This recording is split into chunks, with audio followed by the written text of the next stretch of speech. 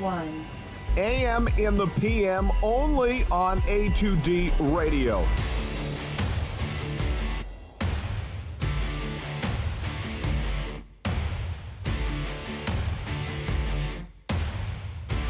Tom and Brett, these guys are fucking awesome.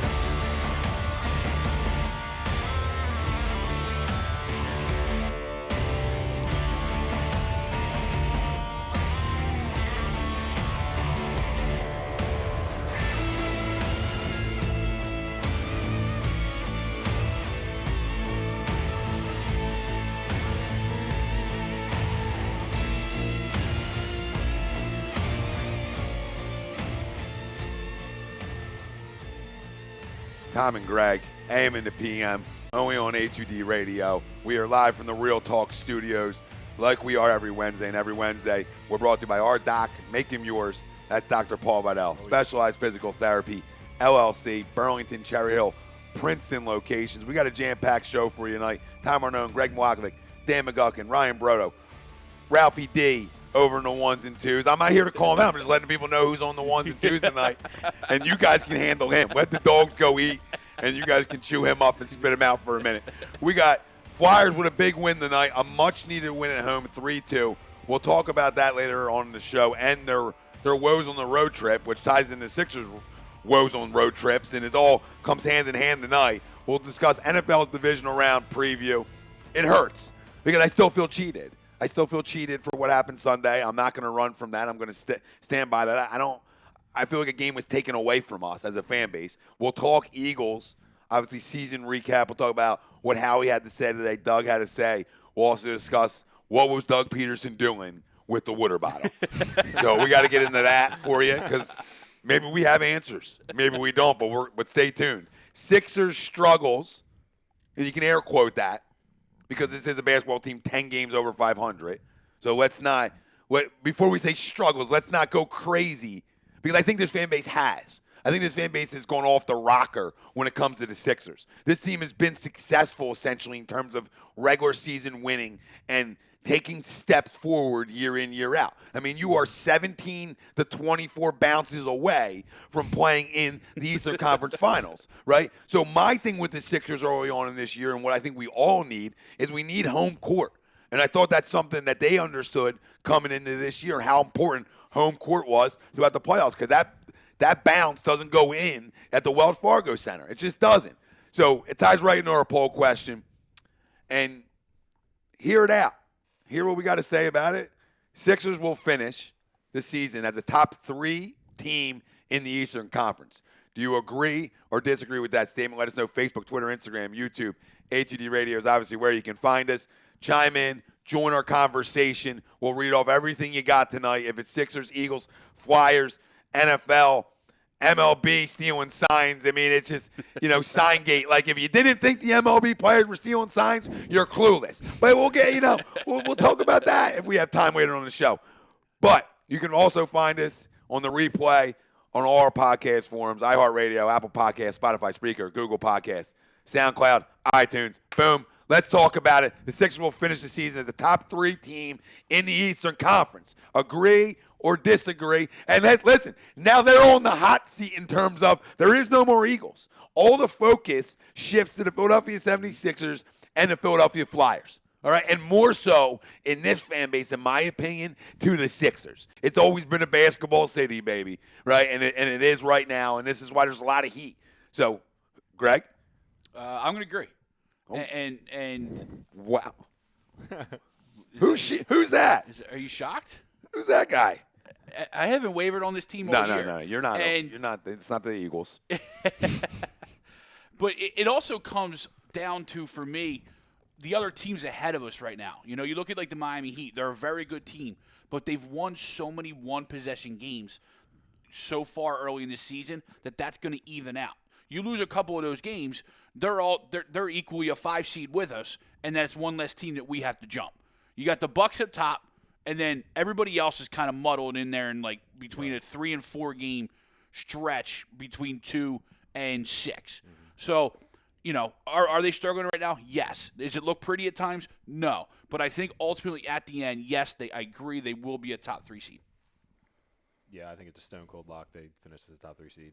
I mean, Wow. Okay. No, this is what I like to hear. I mean, I'm not mad at you guys. Go ahead. I mean, look, they're not playing pretty basketball right now, but I mean, they'll get it together. I mean, there's plenty of time left, and if you look at their end of the season schedule, like last 20 games, they could easily rattle off 16-4, something like that. I mean, I think they might catapult themselves into a 2 seed most likely.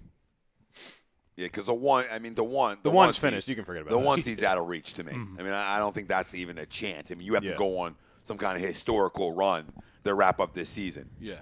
Agree or disagree? I'm going to go disagree. I am. I was at the game against OKC, and I understand it was just one game, and they won the game. It was the first game they've won in quite a while, it seems like. They didn't cover, though. Well, I know that was, that probably ruined your night.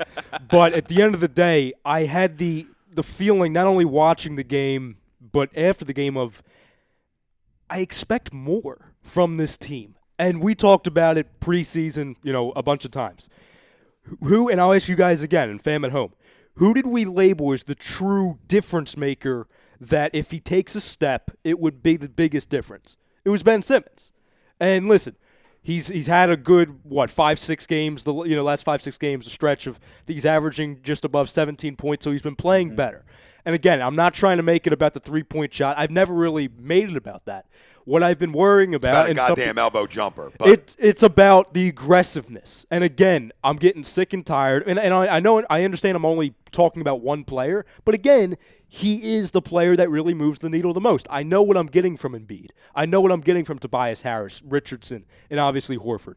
To where Simmons, the lack of aggressiveness going towards the basket, and not the basket to where you're 2 feet away from the basket and you peel off and you pass it to somebody, finishing at the rim. I think he's done better at finishing at the rim. I think if you want to look at something, you want to be critical of Ben Simmons, I think he's way more consistent than a Josh Richardson been for us, and even at Tobias Harris at times. But if you want to be critical, there's one place to go look at, and that is his fourth quarter attempts, his fourth quarter free throws attempts, okay, and his fourth quarter points. You want to be critical, you got to go there, because if you look at them numbers in the game logs, and please do this, fam, after the show, go take a peek at this and enjoy it.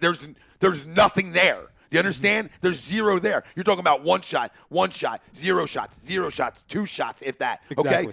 Okay? That's where you need it. If you want to be critical of Ben, you got to be critical of does he help or hurt Joel Embiid? Because at the end of the day, there's zero spacing. There's not enough spacing. When you want to have a big man and a dominant big man, you have to create space for him. So who the hell is this team built around? That's my question. Yep. Because from day one, this team's been should be built around Joel Embiid and what's going to make Joel Embiid better. Not what's going to make Ben Simmons better.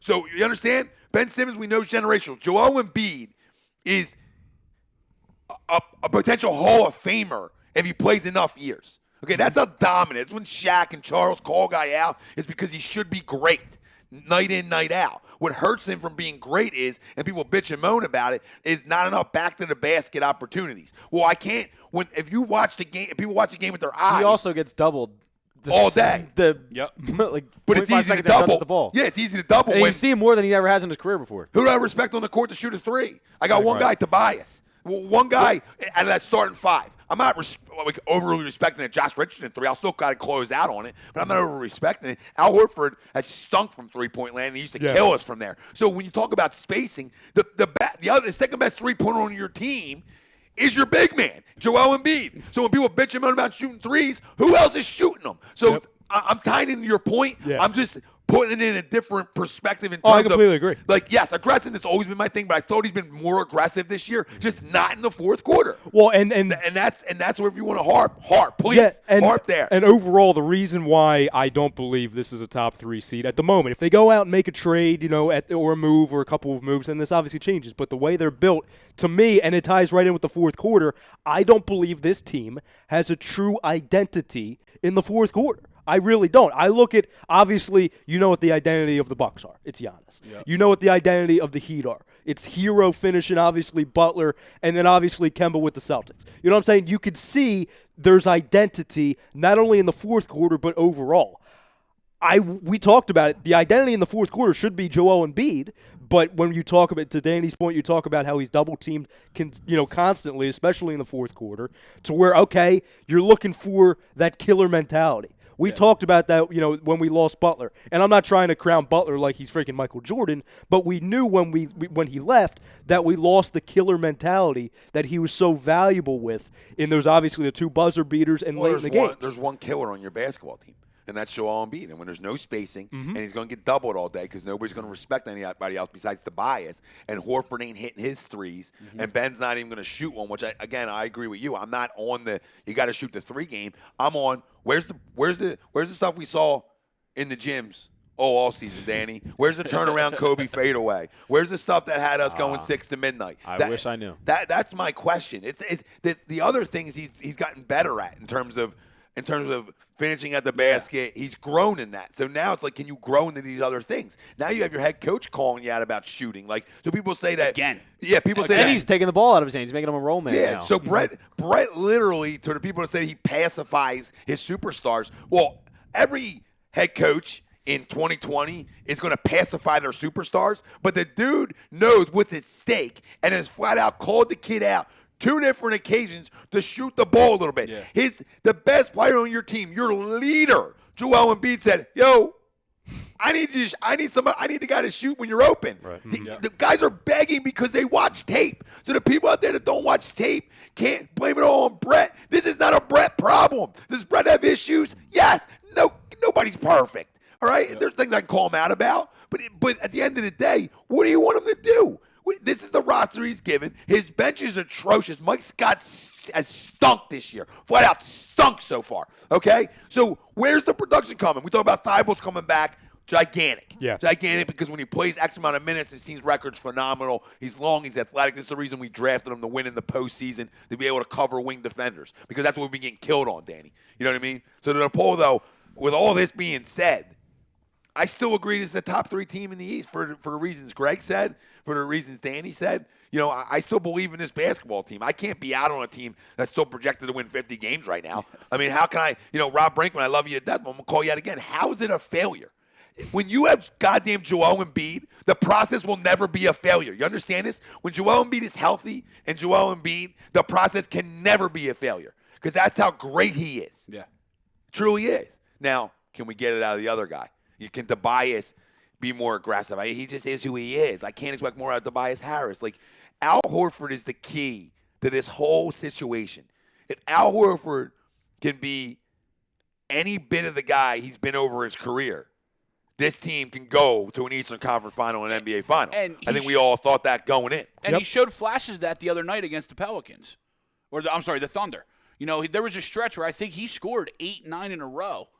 And then he went, he disappeared a little bit. That's okay. But he showed flashes of a couple times. He hit a 3. He then backed the guy down. So there is flashes. Oh, he finished in the post? Yeah. Okay. Yeah. Because I'm still on the Harden. And I'm still on a guy telling me Harden's a good post defender. Grow up, Peter Pan. You haven't watched a lick of basketball then, okay? Harden and defender don't go together. No. That was the DeMarco Murray thing. I mean, it was DeMarco Murray written all over that game, okay, against the Rockets. I mean, the guy wouldn't go for a rebound. Dude, you're 6'10", honey. I need you to get them boards. You're paid to get them rebounds. You're here to be that veteran leader that we lost in Jimmy Butler. That's what you're here to be. You're a guy playing how many postseasons? Yeah. Right?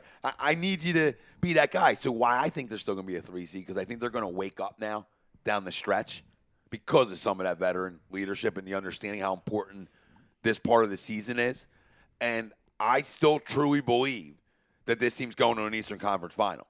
I feel like they're built for the playoffs. I think their mentality and their thought process, like Joe said, he's like,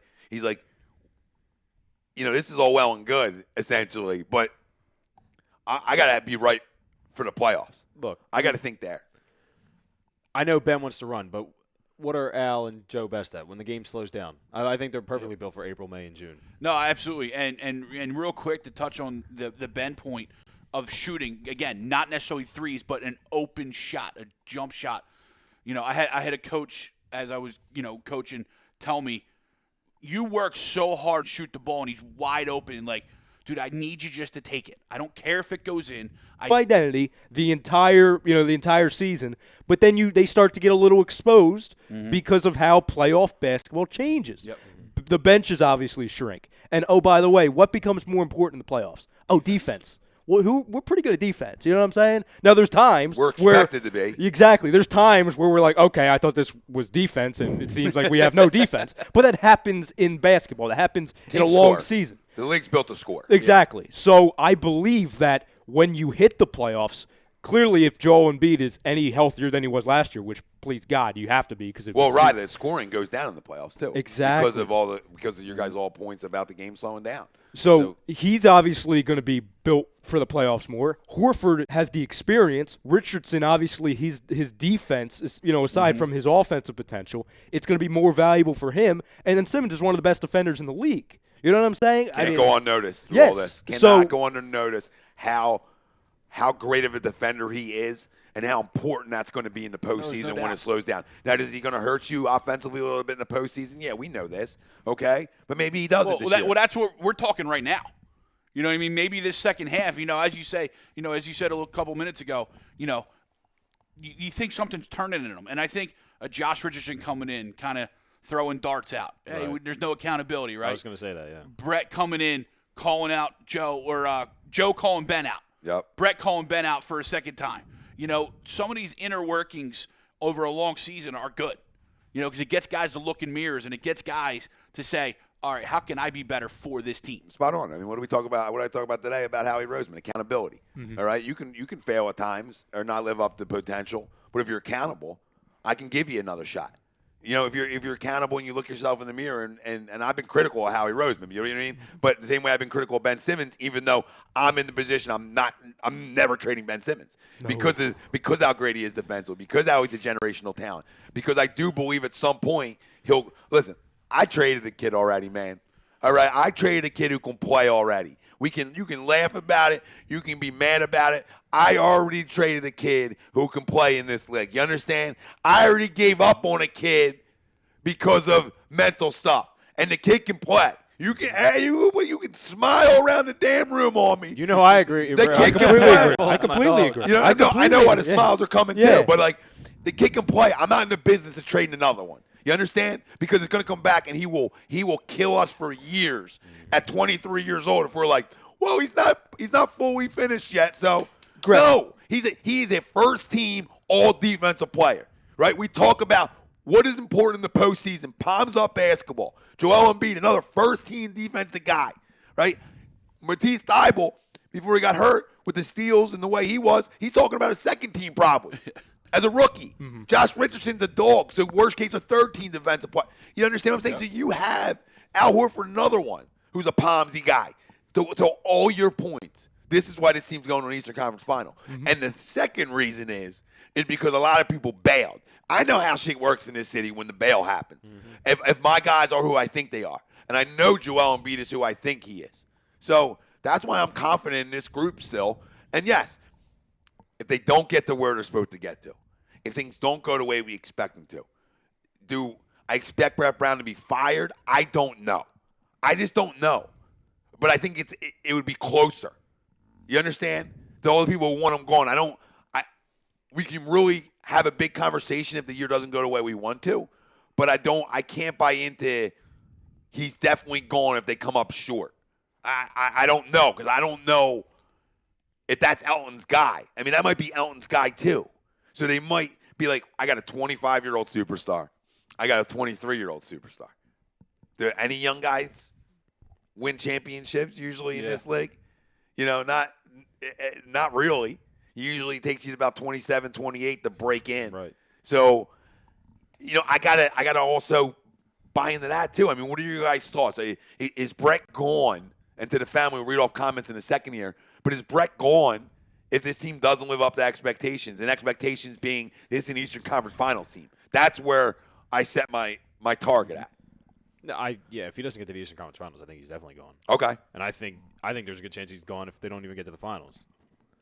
Interesting. Unless they lose a Game 7, some stupid bounce shit again to Milwaukee or something. That's the only way he probably stays. I think if they don't get to the finals, he's gone. I completely agree. I think, number one, I think this organization is going to look for, whether it's justified or not, I think they're going to look for a scapegoat. And you can't blame the players because you're locked into those players for years. Right. I don't think they're in the position where they're going to, blame the GM because it seems that he's still kind of new into this. I mean, this was his first full off season. Brett Brown's been here for a while. You know what I'm saying? And I know you really can't count the first, 3-4 years of the quote-unquote process, you know what I'm saying? But I believe with everything that the owner said to where high expectations, we expect to take the next step. Well, and I don't know if I would fully go if they don't make the finals. To Danny's point, I think it would depend on how that Eastern Conference final. Like if we get swept, then yes, I think he's gone. But if it's a really close series or Game 7, then I think it's all about maybe the decisions. It's about what happened in that series. Right. But if you do not move on and you get bounced for the third straight year in the second round, there's one constant in all three. You know what I'm saying? And whether it's justified or not, I think he would be gone. Yeah, no, all great points. Because I'm torn on it. Because I agree with you guys. But I also, and I agree with you in a sense of, I'm a Brett guy. I'm not a Brett, goggles guy. I can see his flaws. I can see what that Brett haters see, right? And so I understand at some point, ultimately, he might not be the guy to get us over the top. I get that. I think if we get to an Eastern Conference final, I think he comes back. But I don't think next year is a guaranteed full year like this potentially could be, right? Okay. So if we get one step further, I think he does come back, but it's almost like, hey, if you kind of go through a skid like you did right around Christmas this year or next year, now it changes. He's got to come. Yeah, I also think a lot of factors tie into that. Obviously health of your basketball team. There's other factors that tie in. I believe as long as I even think if they get to the second round of the playoffs, he's still here. And if they get knocked out. I believe this organization is loyal to him. I believe they believe in him. I believe that he's trying to build a culture here.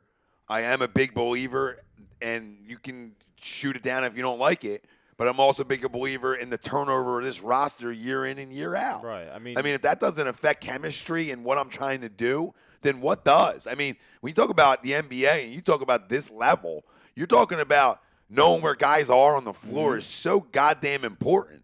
And to me, it's just not plug and play. It's hard. And the fact that there's still 10 games over 500 with another new roster goes to say he can coach a little bit. Oh, yeah. And that's why I'm just not on the fire Brett game. I think it all depends what happens. Like, if you get knocked out in the first round, then bye-bye. You understand? Yeah. But if you get back to the same spot again, and you go 7 essentially, I don't think he's gone.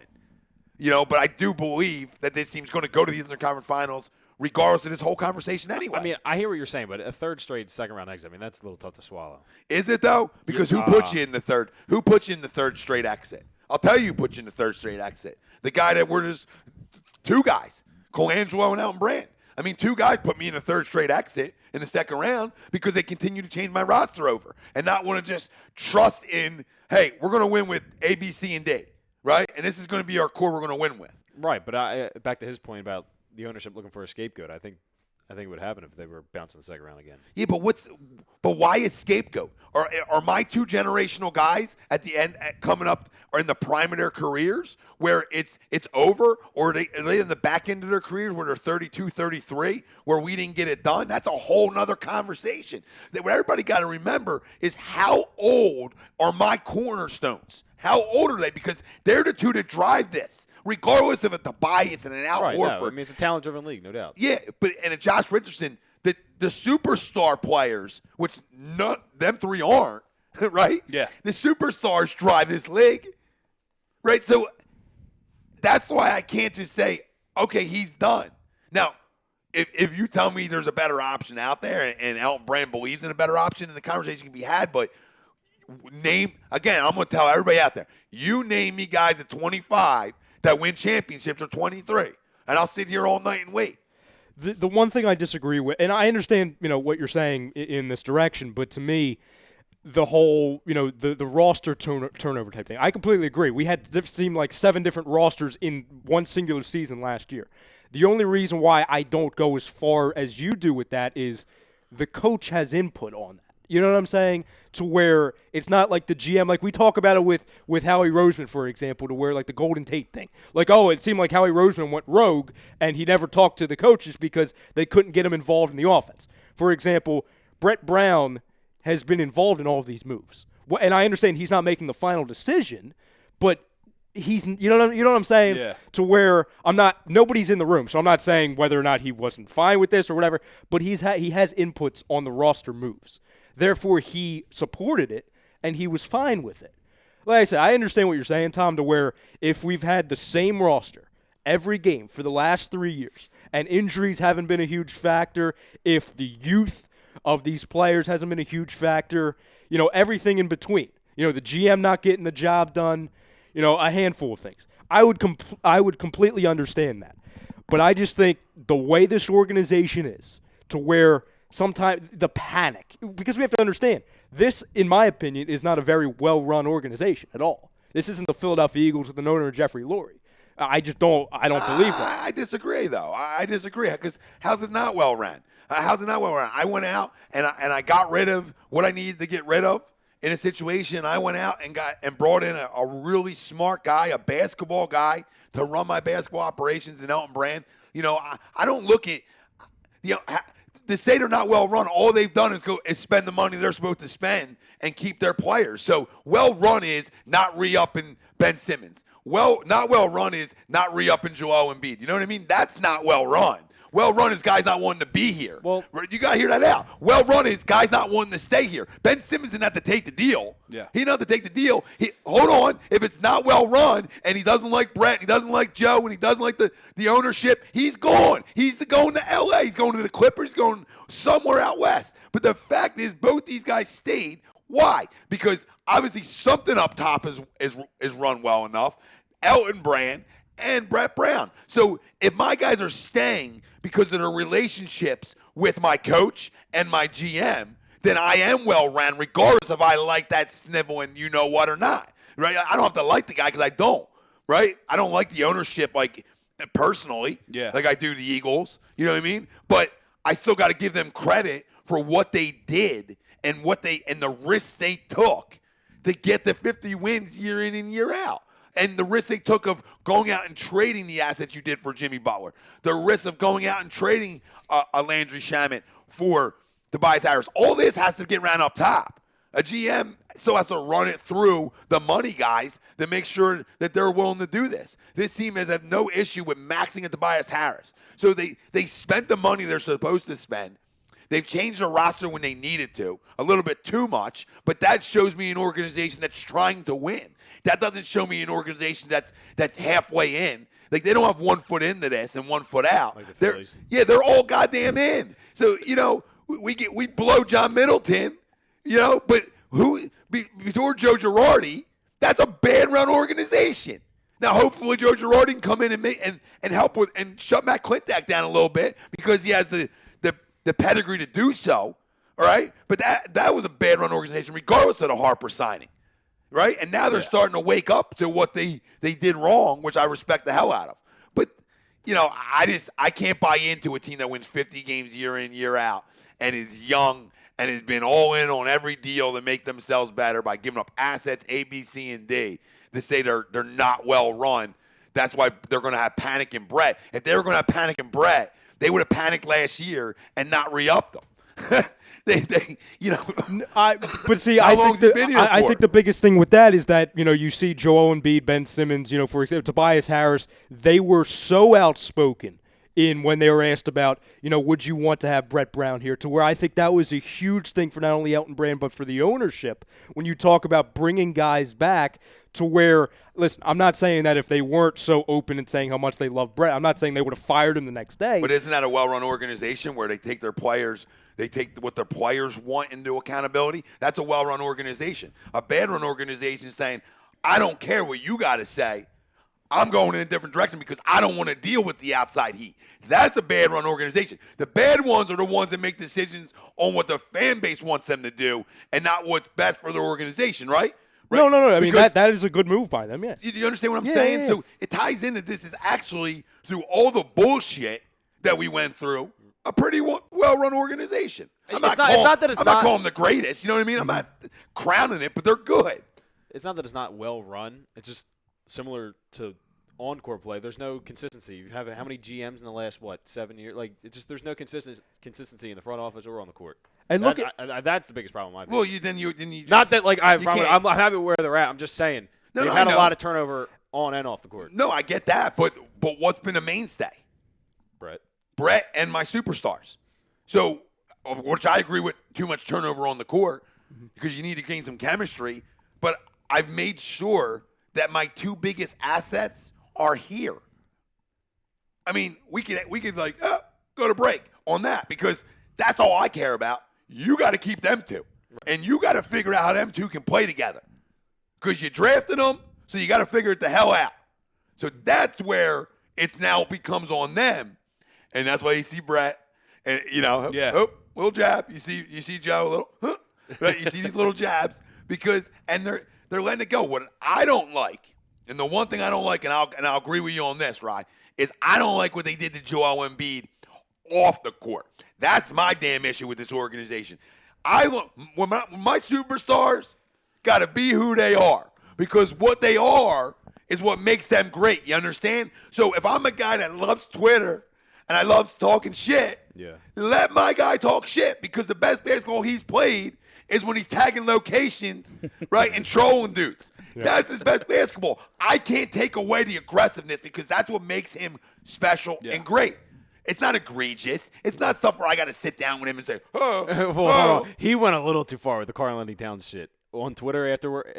When he fought him, dude, he said he fought lions. I don't blame him. No, but he went a little too far that night. No, he might have went a little too far that night. But I agree. Like they shouldn't have told him to stop completely because he hasn't done shit since. Nothing. I like when he goes online and says stuff. I think it's hilarious. Does he play better? When he trolls Drummond, it's the funniest thing ever. When does Joel Embiid play his best?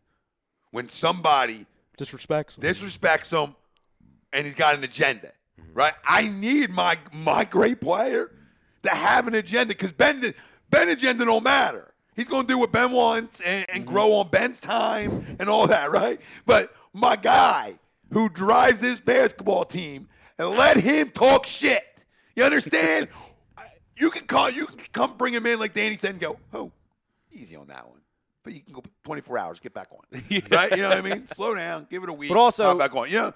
But yeah, go ahead. No, go ahead. I'm sorry. No, I'm sorry. I'm just. It could have been part of the front office, but I mean, he did also say he wants to grow up a little bit. So I mean, it could be partly on him too that he doesn't want to go down that path anymore. Yeah, but also when you look at, as Tommy said, when he gets called out, when he gets disrespected, he always answers. When Shaq and Charles called him out, the next game he dominated. Right. Yeah, 30-something, right? You said it earlier. You need that day in and day out. I don't even need day in and day out. I need it 3 out of 4 games, right? Because a long season, NBA, you're going to have an off day, right? Can I get it 3 out of 4? Can I get 2 out of 5? 3 out of 5? Yeah, I've seen things from Joel Embiid this season that I've never seen from him in terms of like looked lethargic. Yeah, like it's looked like lost. Why like the other day, the Heat game, right?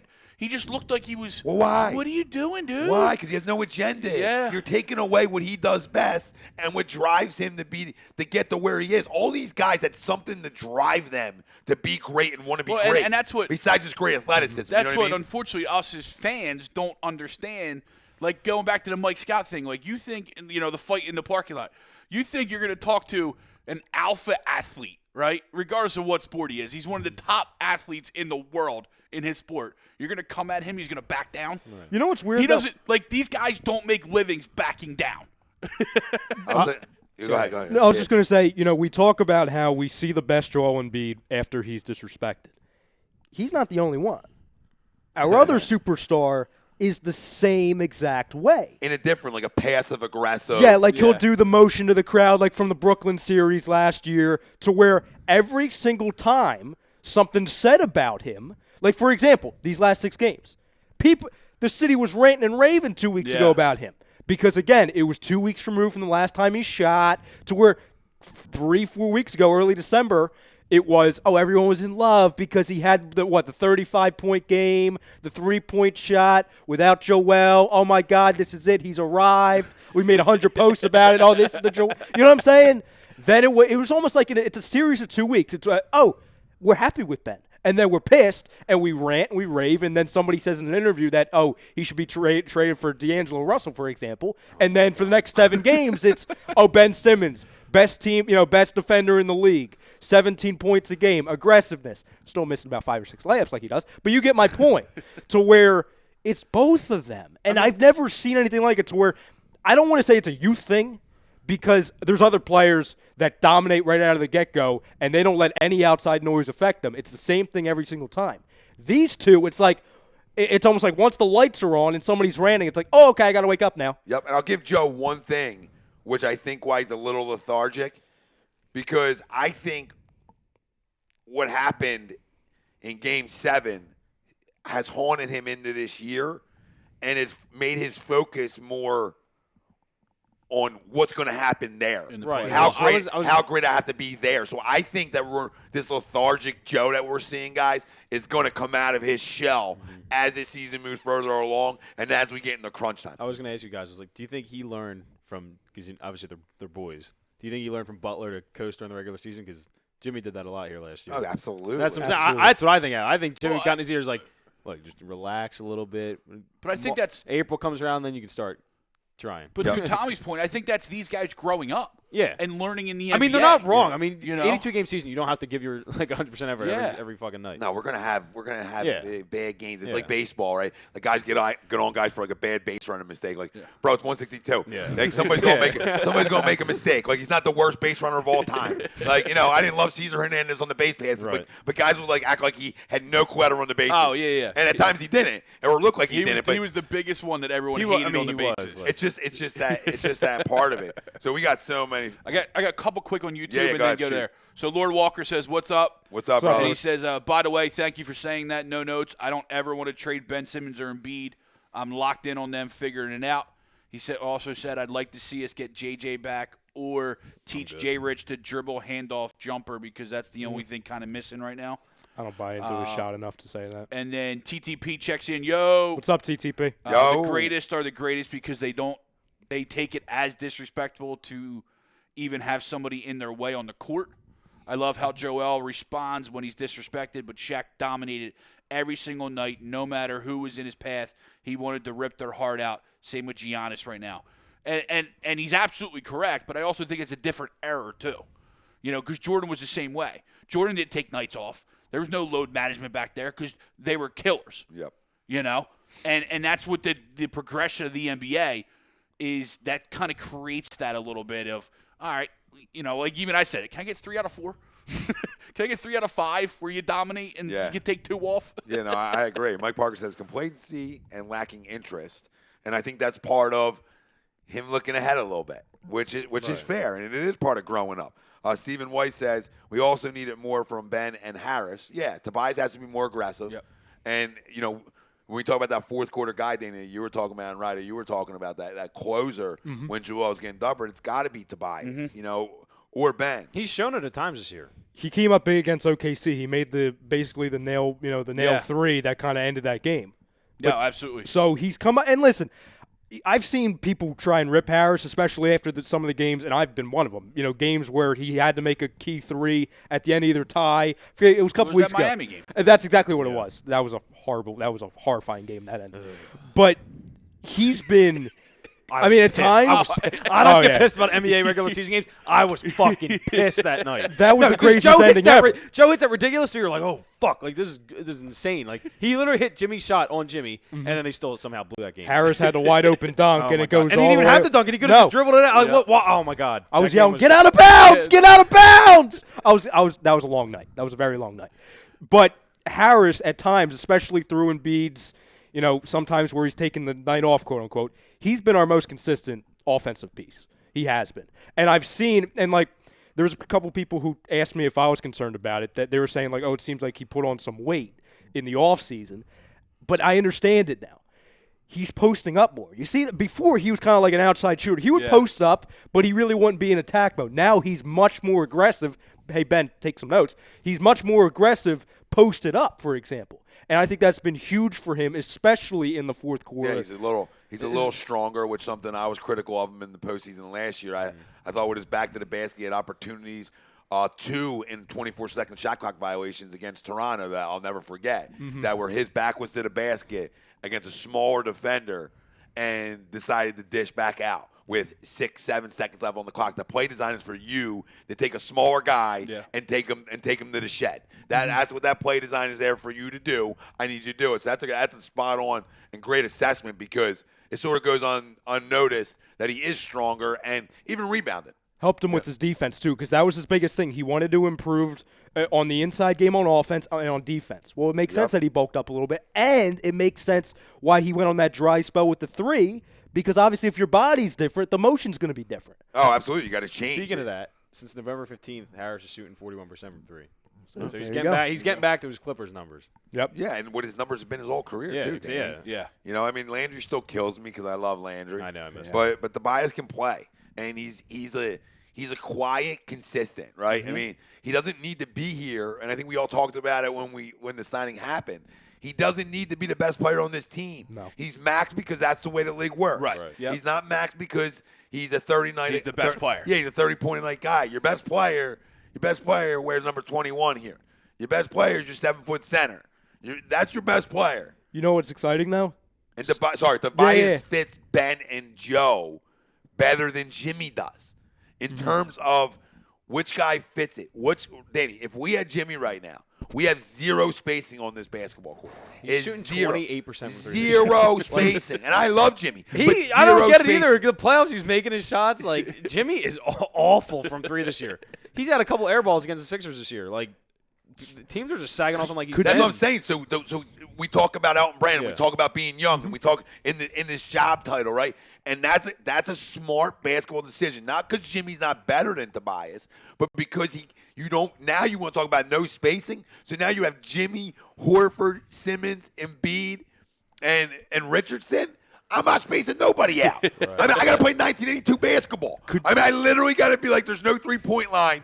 We just got to, everybody's Pick driving. and roll, pack their cups. Everybody's driving. So it really was, when you look at it, numbers-wise, it was a better bring-in because he fits the transition better on what Ben likes to do. And obviously his 3-point capabilities help out your big man. So it's Elton's job is to put players around his young stars that are going to complement them. Yep. And to me, Tobias complements him more than Jimmy does. But if Jimmy was your guard and Ben's not here, you're probably a better basketball team. But you're not doing that. You understand? He's too old for you to go that direction over Ben Simmons. You would have a higher ceiling, but you would have a smaller window, for example. Yeah. You know what I'm saying? Yes. Yep. We got a great comment here, Stephen White. And I think I know everybody on this panel loves this name, but he said should have signed Danny Green.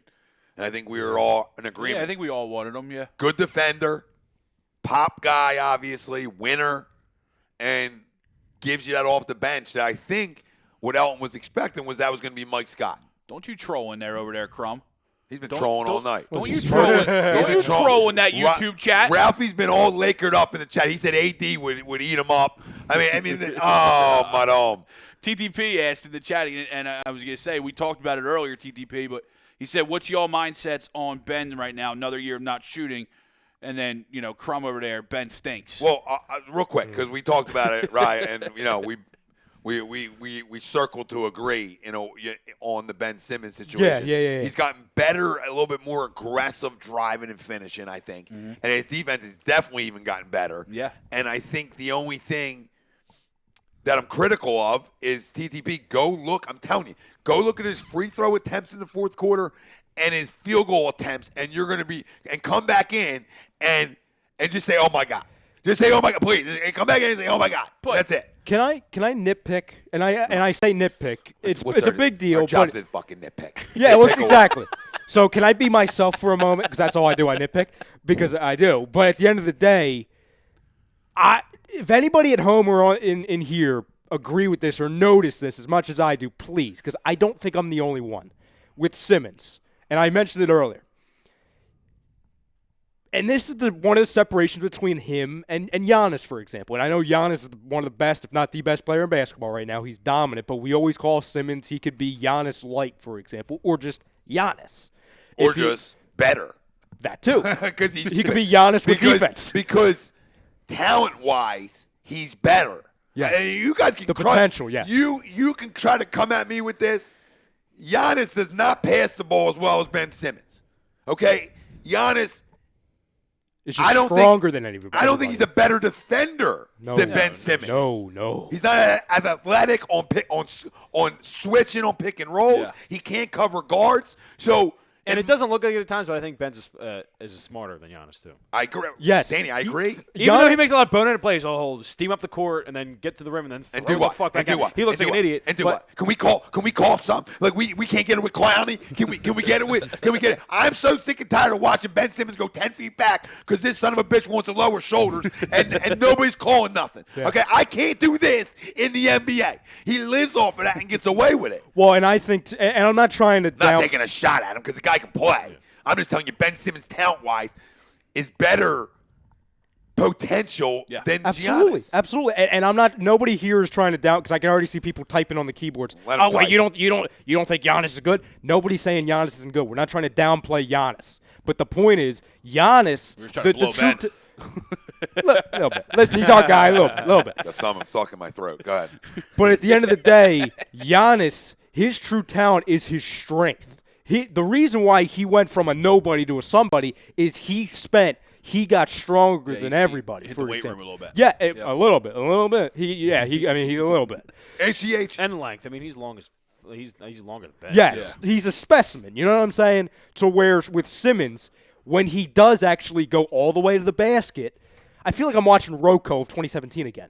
He leaves 5 or 6 bunnies. He'll just lay because the thing with Simmons, Not as much, though. Oh, I disagree. I 5 or 6. mean, I wouldn't say not as much, but no, it's still like glaring. Like he'll miss some fucking layups. You're like, just are you serious? turn Like, it over. He did that his rookie year. He That's shoots the with the biggest wrong thing. hand at the rim sometimes. Yes. I don't know. He'll go out of his way just to shoot with his right hand. I'm telling just I fucking use your left I hand. You're understand. left-handed. That's 12 points. He missed 6. I was yelling it. I'm like 14 rows behind the basket. Every time I miss, I'm like 1, Humble brag. 2, 3. Humble brag, a little bit. But he had a big basket to close that game out in the fourth quarter. No, he did. So Well, you know why? Because he used the backboard. When he uses the backboard, he's fine. When he just does the little no, like that's it. Too much. I don't think I'm disagreeing with anything you guys are saying. I just think it's gotten a little bit better. A little more consistent is probably the right wording because it's still not where it's still not right where What he needs to do, he needs to go work with Tobias because Tobias around the rim is phenomenal. Yes. Well, he needs to just shoot the fadeaway. No, I'm just saying. I'm talking about finishing wise. Tobias is I'm fucking still excellent stuck on the goddamn video that needed to be surfaced so bad of him fading away in the gym. Oh, it was filthy. All right, it was the most disgusting thing. We were all creaming in our pants. Okay, I don't need the 3. I need the fadeaway. Yeah. Can you just hit me with the fade one time? If you miss it, I don't give a rat's ass. Yeah. I don't give a rat's ass if you miss the elbow jumper. I don't need the 3. I need an elbow. Yeah. You can't give me the elbow jumper. And the reason why I'm bringing this up, Ben, I'm trying to help you. Help me help you. Because, again, if you're Good missing luck. Good luck. Because I The bet you. superstar players begging for it. The coach is begging for it. And now he's going to help you out. No, I'm helping him. I'm helping him. Kendall needs to help him out. Stop ripping him up. Real quick. Eileen says, got to run. Have a great night, guys. Thanks, Eileen. You too, Thanks, Eileen. Bill Middlebrook says, you really comparing Ben to the Greek freak? Absolutely, I am. Yes, Bill, we are. I think potential-wise, he could be better one day. Yes, absolutely. That's up to Ben. But, that's up to Ben. Because if he's making those 5-6, he goes from averaging 14.5 to freaking 20.5, and nobody's talking about. Nobody's criticizing him. Oh, Ben Simmons, best defensive player in the league. He's averaging 20. He was averaging 17 last year. I need to be able to shoot. Like at some point in his career above 30% from 3. All right, I need him to be about an 80%ish, 75% free throw shooter, 75 to 80% free throw shooter. Okay, I think you're lucky to get 70 where he's at now. Okay, I'm talking You know what about. I mean? I'm talking about when he's prime. No, but I'm saying I'm talking prime. I think 28-year-old Ben can shoot 75%. From where he's at now. Well, what's he shoot now from the line? Like right around 50, 55. 56%. Okay. So, but I think a 20% jump, and I know you're talking future, But right? that just comes with the confidence It does. to do it. It does. I mean, even Andre Well, Drummond's in the 70s now. And Is he he was really? he was Yeah. a 37% one time. Yeah. Like I think in the Back in the league, day. in the league, sort of passing a guy like Andre Drummond by a little bit. I in a would way. take him in a heartbeat. No, Atlanta. stop. I mean, stop. No, not to Where the- replace where the Joe. hell are we fitting him? I'm just saying, You like, to wanna come get off bigger? that bench. You He's wanna never get coming off bigger? the bench with that coming off the bench. salary. Are you serious? No, You want to get bigger? Yeah. Now nobody Especially can behind shoot. Joel. He's Now going to sit on the bench for No. Joel. Now nobody can shoot. I guarantee if he Were you puts on throwing a him? six- What are you throwing him? Are you throwing him? Is that Joe throwing him? Yeah, you come over. Sit right here. the second he puts on a Sixers uniform, that percentage from the line is dipping 15% immediately before he even gets on the court. Immediately. Oh, it's, I have always- laughable. It's laughable to you. The comparison. You knock it off. All right. You're so lucky you don't have a mic. I mean, you would. Bill, what's he iffing? He's What? iffing potential. Okay. All Do I right. need to get in here? Bill, I mean, I'm just telling you, he's iffing potential. It's not like what if. It's like, well, when he's in his prime, how good can he be? That's what we're talking about. How good can he be? I think he can be better than Giannis in his prime. I'm sorry, Bill. Isn't sports all about the if game? Is it not? Is it about projection? Is it not? You talk about. No, I'm pretty sure. If JJ caught 9 touchdowns, Yeah. if Oh, you're going. JJ was a Pro Bowl rookie wide receiver, Yeah. You're going to get him offset. you You're know, gonna- you're I gonna mean, DK Metcalf trounced JJ's season total in one game. Yeah, Bill. At the end of the day, if you can't see, and I understand sometimes it's once or twice a month, what Ben Simmons has shown you when he's not trying, you understand? When he's making himself, not his talent, he's choosing to be a one-dimensional player, and Giannis is showing everything every single night, and you're looking at a guy who has 2 years in the league? Is he still a rookie? I think he's still a rookie, right? I'm joking. Ben Simmons. Oh, He's played, 2 full seasons? Giannis has played, 4 or 5, Danny? You know More this than better than I that. would. He was a rookie in 2013. You understand what I'm saying, Bill? If it'd be one thing if they're both 30 years old, for example, and I'm still saying, oh, well, Ben could be better than Right, Giannis one day. Ben has been 2 full seasons in the NBA, and he's improved every year. I can't believe, Bill, you're making me now defend the guy I was ripping 25 minutes ago. You understand? So I appreciate that, Bill. I think I turned you. A little bit. I turned you because he's got that kind of talent where at times you fall in love and at times you get mad. I mean, that's what Ben Simmons has been. He's been a figurehead of criticism in this city, and rightfully so at times. And we continue to forget that he's still a baby. I mean, he's 23 years old. Bill. well, TTP said something similar. He goes, "I'm sorry, I have confidence in Ben, but I don't think he'll ever be what Giannis is. He has so much potential. What scares me is he won't maximize it." Yeah, I mean, it's a possibility. I don't necessarily think that'll be the case because, like he said, he's 23. Yeah. Oh yeah, I Like, agree. we have no clue what in 2025 when he's 28 years old what he's going to look like. Go look at Magic's numbers early on. All right, the comparisons to of a guy like we thought the game was similar. Go look at Magic's numbers early on with the Lakers. He's statistically better than Magic was at Part the of time in his yeah, career. like you take away the 3, and that's what everybody's stuck on. If he can have a mid-range game, it's over. I said it a million times. A mid-range game, it's a wrap. It's a wrap because now I can take anybody off the dribble if you have to respect an 18-foot jumper. You know what I mean? Now I can take anybody because he already can. He already can when guys sag, he can still take you off the dribble. So now once you have to come out and respect it a little bit, it's a wrap because people still don't respect Giannis shooting the basketball. So the crowning of Giannis is from what? His ability to get to the rim. It's not his jumper. His jumper stinks. Yep. Stinks. Sixers didn't even go fucking. Yeah, No, Ben guys, didn't even, or Joe didn't even go near him. Guys sag on it all day.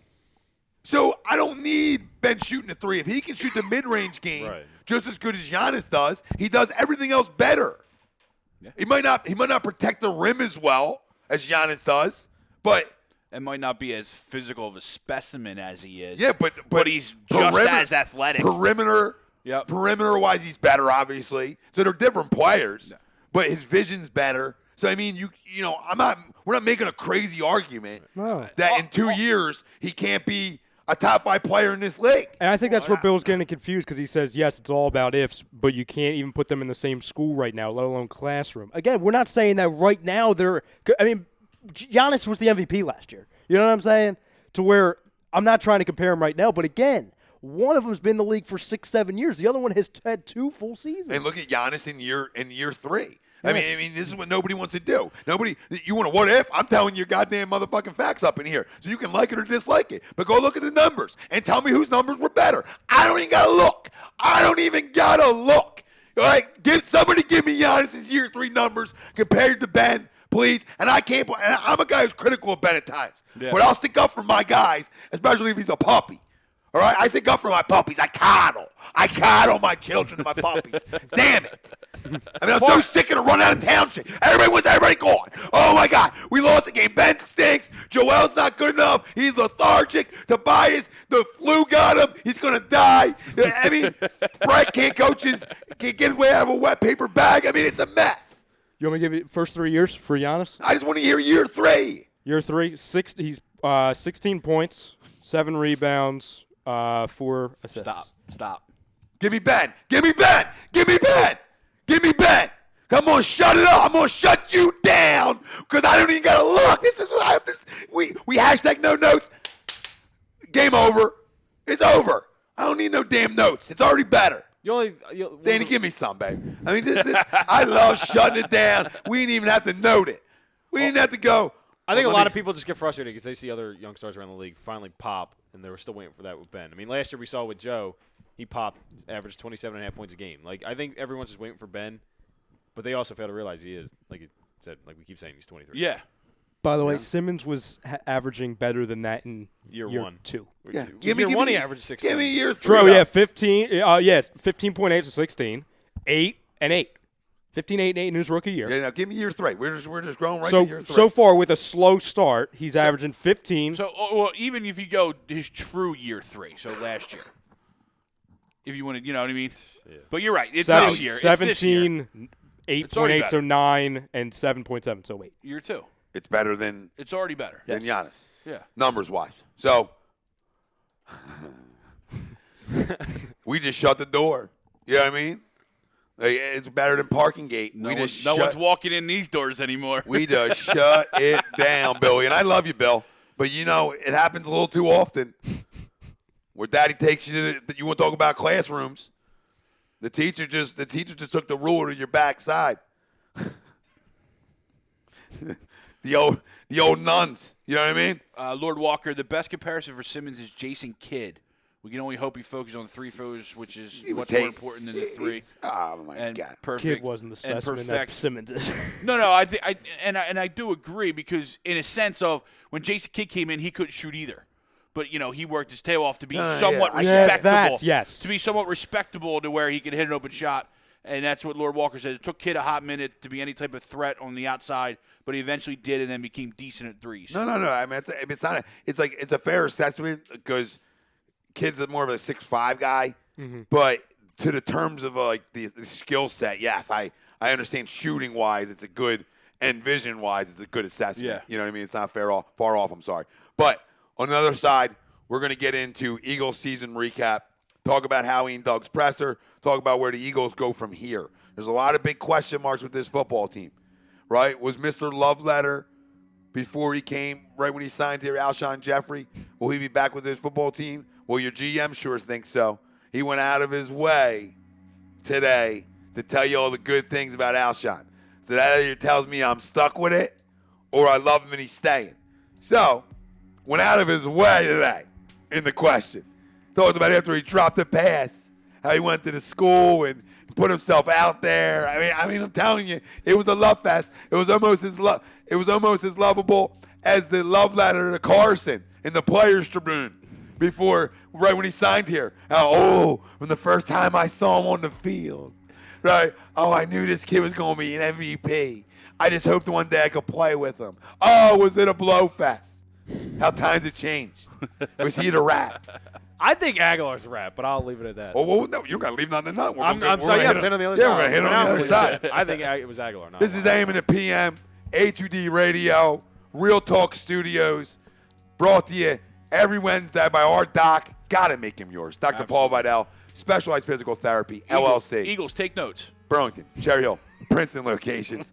Find them on the web, specializedphysicaltherapy.com. See you on the other side. Heavy Eagles.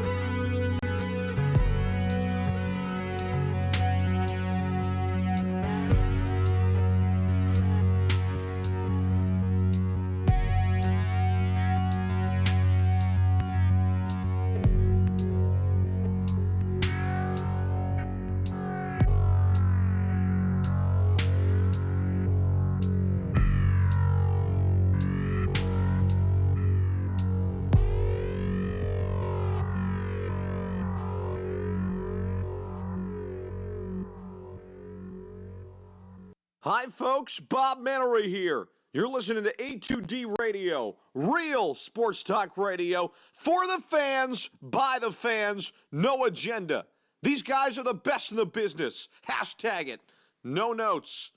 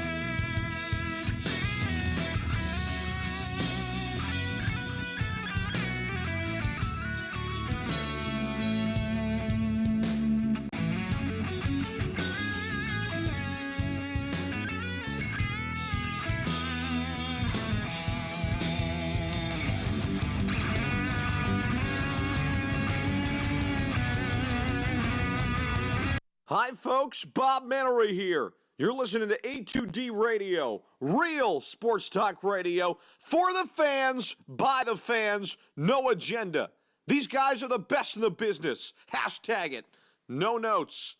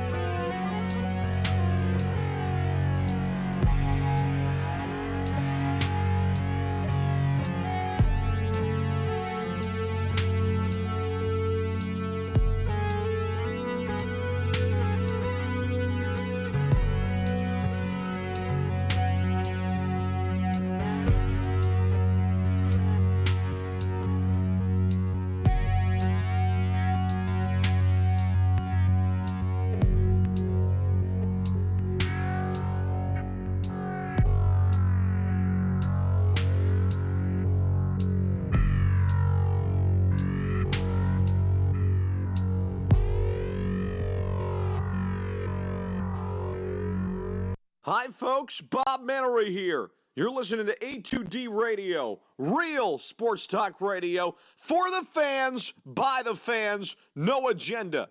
These guys are the best in the business. Hashtag it. No notes.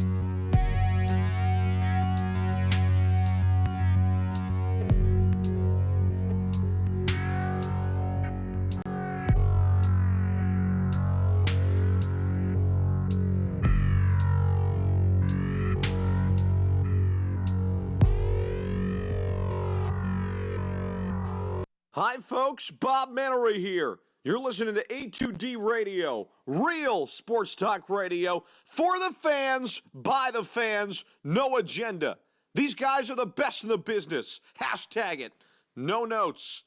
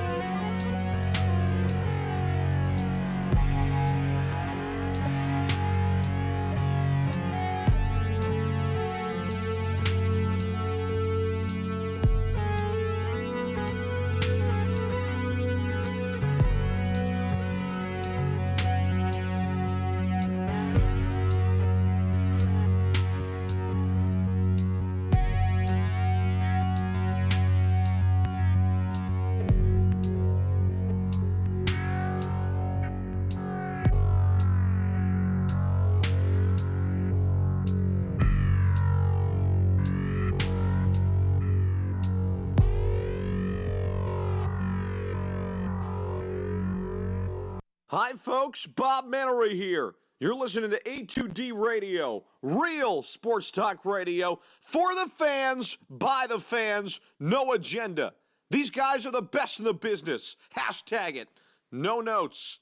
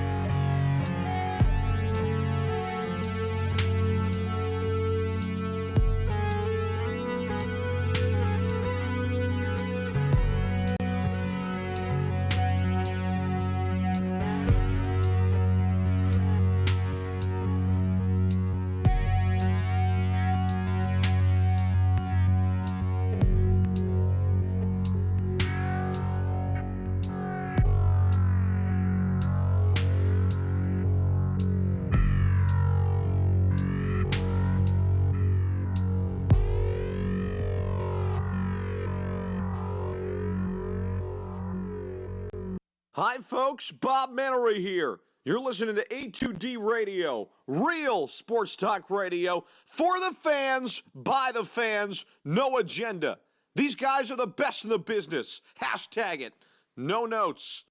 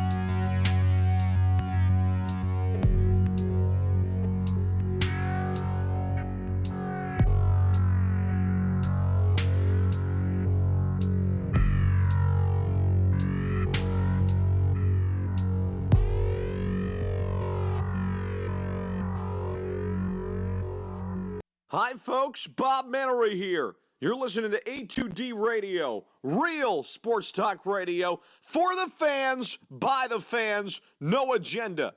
These guys are the best in the business. Hashtag it. No notes.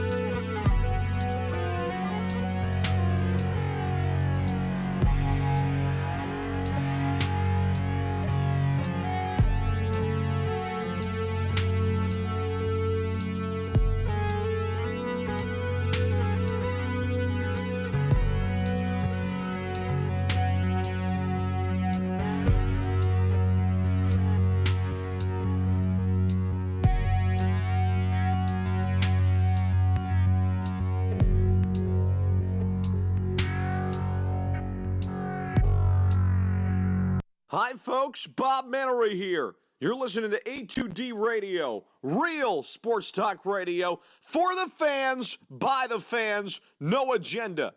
These guys are the best in the business. Hashtag it. No notes.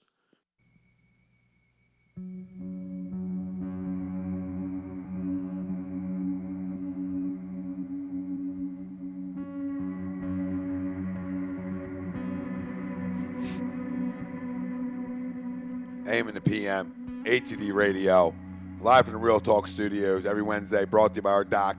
Make him yours, Dr. Paul Vidal, Specialized Physical Therapy, LLC, Burlington, Cherry Hill, Princeton locations. Tom Arnone, Greg Milakovic, Dan McGuckin, Ryan Brodo, Ralphie D over on the ones and twos. Is he?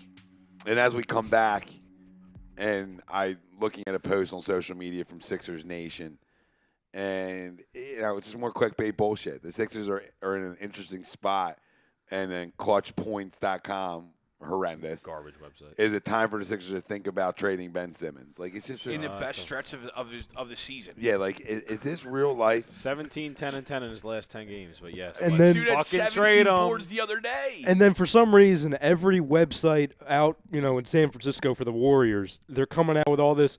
Oh, well, the Warriors believe that a prime target for D'Angelo Russell trade would be Ben Simmons. First, And then there's some dumb. Sorry, I don't mean. no. Go There's ahead. some dumbass fans that really think D'Angelo Russell would help this basketball team. Thank you. Like, please just never. That's why we speak about- posted- Please never speak about basketball again. We posted it on A2D, kind of testing the fans, seeing how locked in the fam is, and thank God, 99.999% of the fam all said hell no to the trade. Good, because Good. there were some mouth breathers on Twitter. Oh, like, he's a scorer. He's what? And that's gotten him where? Trade. He's on his third team. Thank you. Yeah, I mean, the crowning of D'Angelo Russell is not my thing. No. I'm not trading Ben Simmons for Dude D'Angelo scores Russell. 30 and gives up 35. Yeah, I mean, who the fuck cares? People just Well, don't buy into what defense does in this league. It's like the Russ argument. Like, yeah, I'm going to drop 25, but I'm going to shoot 25 times. You don't need that. He And runs back in here's that my game, too. thing. Everyone wants to talk about how it would make Joel's life easier on offense. It would also make his life so much harder on defense because then opposing guards are just getting to the rim all fucking game long. Yeah. And it was more on Joe's plate. Like, so you're helping him on one end, but still, like, just, I mean, yeah, in today's NBA, can he score the basketball? yeah, No good- question about it. right. But I'm just But it doesn't make any sense. a team that wants to win defensively, like, whatever. I'm not even entertaining. It's so fucking stupid. I'll take him with him.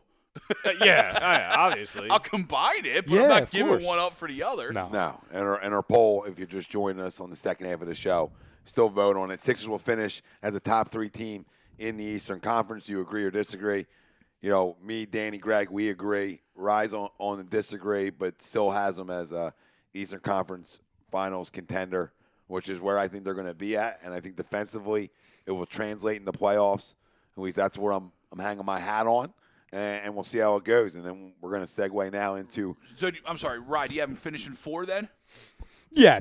Like I said, for fam, anybody who's just checking in and didn't hear the beginning of the show, I don't believe that they're going to be a top 3 seed because right now there are teams ahead of them are showing true identity, and I think the identity is going to come at top value in the regular season. I think the strength of this Sixers team we will not see until game 1 of the first round of the playoffs. We are built for the playoffs, and I think that is what is refreshing compared to past teams, to where I feel like it was flipped. I gotcha. So we can switch on anything and everything. Yes, correct. In the postseason, when you talk about a Matisse Thybulle, you drafted a guy to be a good wing defender, something you got exposed on last postseason and the postseason before. So you addressed the big need. Ben's gotten better at covering guards and being able to keep up with them. Obviously, he's a Josh dog. Richardson, the same thing. Another dog, another get-up-in-you guy. Al Horford, same thing. We know what Joel Embiid brings defensively. So you're talking about your starting 5 as a damn good defensive basketball team still. I can't buy into teams scoring on you in the regular season. Like Rye said, this team is built to win in the postseason. This is what this roster was built to do. And I think that they're all looking towards that in a way. Agreed. That's why you see some up and downs and some of the stuff we've seen this year is because the mindset is, hey, we got to be ready to go in April like Danny talked about, right?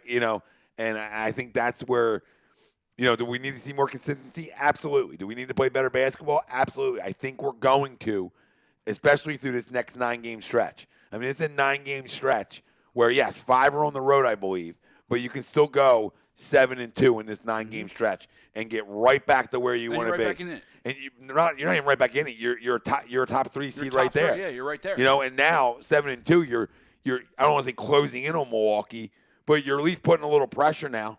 That hey, we're making a run because you're feeling good about yourself. Yep. And then you start clicking, and maybe it is. Maybe you need to go back on the road after a bad road trip. get back on the road and get over that hump. Well, we always talk about, like in baseball and other sports where you're really road heavy, especially baseball, that's good for a team sometimes. Mm-hmm. Be on the road, essentially live together, do everything together, that can bring you together a little bit more. So I think this team will come together. I think some of the talking and some of the other things will go away. And let's segue right into the Eagles, because there was a lot of talking today from our general manager and our head coach. And, we can start with Howie Roseman and how he took a ton of accountability today. I've been critical of him. We've all been critical of him this season. I agree that he failed this organization this season. He admitted to it. He talked about having to get younger. And one place we're not going to get younger, and I'm going to tell you right now, in one position, is Alshon Jeffrey is back on this football team this season. The way Howie spoke about him and went out of his way to talk about an 11-catch game against Miami, talk about what his contribution was in the Super Bowl and the likes, and then went on to talk about after the drop in New Orleans, how he put himself out there in the school. So, a guy went out of his way, and I think Alshon and Deshaun Jackson are back on this football team next year. I think there are options or guys they can't, they could probably get away with Deshaun. But I think both are back on this football team. Malcolm Jenkins is going to be that question mark. It didn't sound like he was all in on giving him a new deal. So it's going to be interesting to see how that plays out. But in terms of the rest, I think this football team is going to focus on getting younger in free agency, all right, and obviously getting younger in the draft. And that starts with Howie Roseman. He did talk about how he struggles and why he's brought other guys in to help him when they're talking about his guys, and how it's hard sometimes to part ways with his own. And I talked about that for years about Howie. I said that's a flaw of his. It's great in a way, and it's also a flaw. He doesn't give up on his draft picks. He doesn't give up on guys. He's the anti-Patriots. Yeah. Where the Patriots are truly, hey, it's a business. At some point, I got to let you go. And he's made good moves. Brandon Graham contract, you had to do it. The ones I don't like were the Peters and the Sproles. But guess what? That was a loyalty thing. And I think he owned up to that being a loyalty thing in a way. And you can learn from them mistakes if you're accountable. If you're not accountable, you're never going to learn from the mistakes you made. If you come up in your presser and you deflect, then I got an issue with you. Then you're my crumb of the day. Now my opposite of the crumb of the day, which was Howie Roseman today. He really, to me, I hate being sold on pressers. You know this. Mm-hmm. But when you're honest, all I ask for as a fan and covering your team is for you to be honest to me. That's all I ask for my players, my coaches, and my upper management. Just be transparent. Right. And today was a big sign that we can go in the right direction this offseason, and he can maybe get better at some of the things he fails at times. I was just going to say, I thought he gave some very good answers, better than in years past. A couple of the comments, I was like caught me off guard. I was like, oh, wow. Usually he always gives, the very short answers. Yeah, the coach speak or there'll be long answers that goes nowhere. That says nothing. So today he actually proved a lot to me. Yeah, and let me tell you, Mike Rowe's back as the offensive coordinator. We can be up in arms about it. We cannot like it. That's fine. But Doug Peterson went out of his way to say Mike Rowe and was it Carson Walsh are back on this football team. And guess what? I'll tell you one thing. What bad organizations do, all right? We talk about our little argument earlier right with the Sixers, right? Yeah. But, what bad organizations do is they turn over staffs. They panic and turn over staffs. Not saying right or wrong. But if that's Doug's guys, right, and he's confident in his guys, how do I not trust my guy? Right. Don't you even fucking start. How do I not trust the head of my football team, the leader of my men, to not say, because he's not wrong. What he said today is not wrong. He said that these guys that I didn't hear, so I'm going to tell you. I'm not. This is what I'm here to do. That's why I'm not jumping in. Well, I'm going to let you jump in because I'm going to put it out on the table for you. What he said is these guys did a remarkable job with what changed throughout this season in their play designs, in their packages, all right, how they had to shift things. They had to go more of a double tight end set, how they had to get these guys ready to play NFL games ASAP. That's coaching. Yes, is it? So Boston Scott's a stud? No. He's got to learn a playbook. He's got to get ready to go. I don't disagree at all. So we always talk about, getting more out of your players comes from your player development and your coaching staff, right? The best thing at times when you didn't necessarily fail this year is, hey, let's run it back with our guys. Okay, I might have to address other things, but why do I not want Deuce back, who did a tremendous job? Why do I not want Mike Rowe back because we hate him at times? Let's be real on who's calling the plays here. This is Doug Peterson's offense. Right. Okay, there's times he lets Mike Rowe call plays. He's talked about that. When things aren't going well, he'll give it up to him for a series here and there. You know what I mean?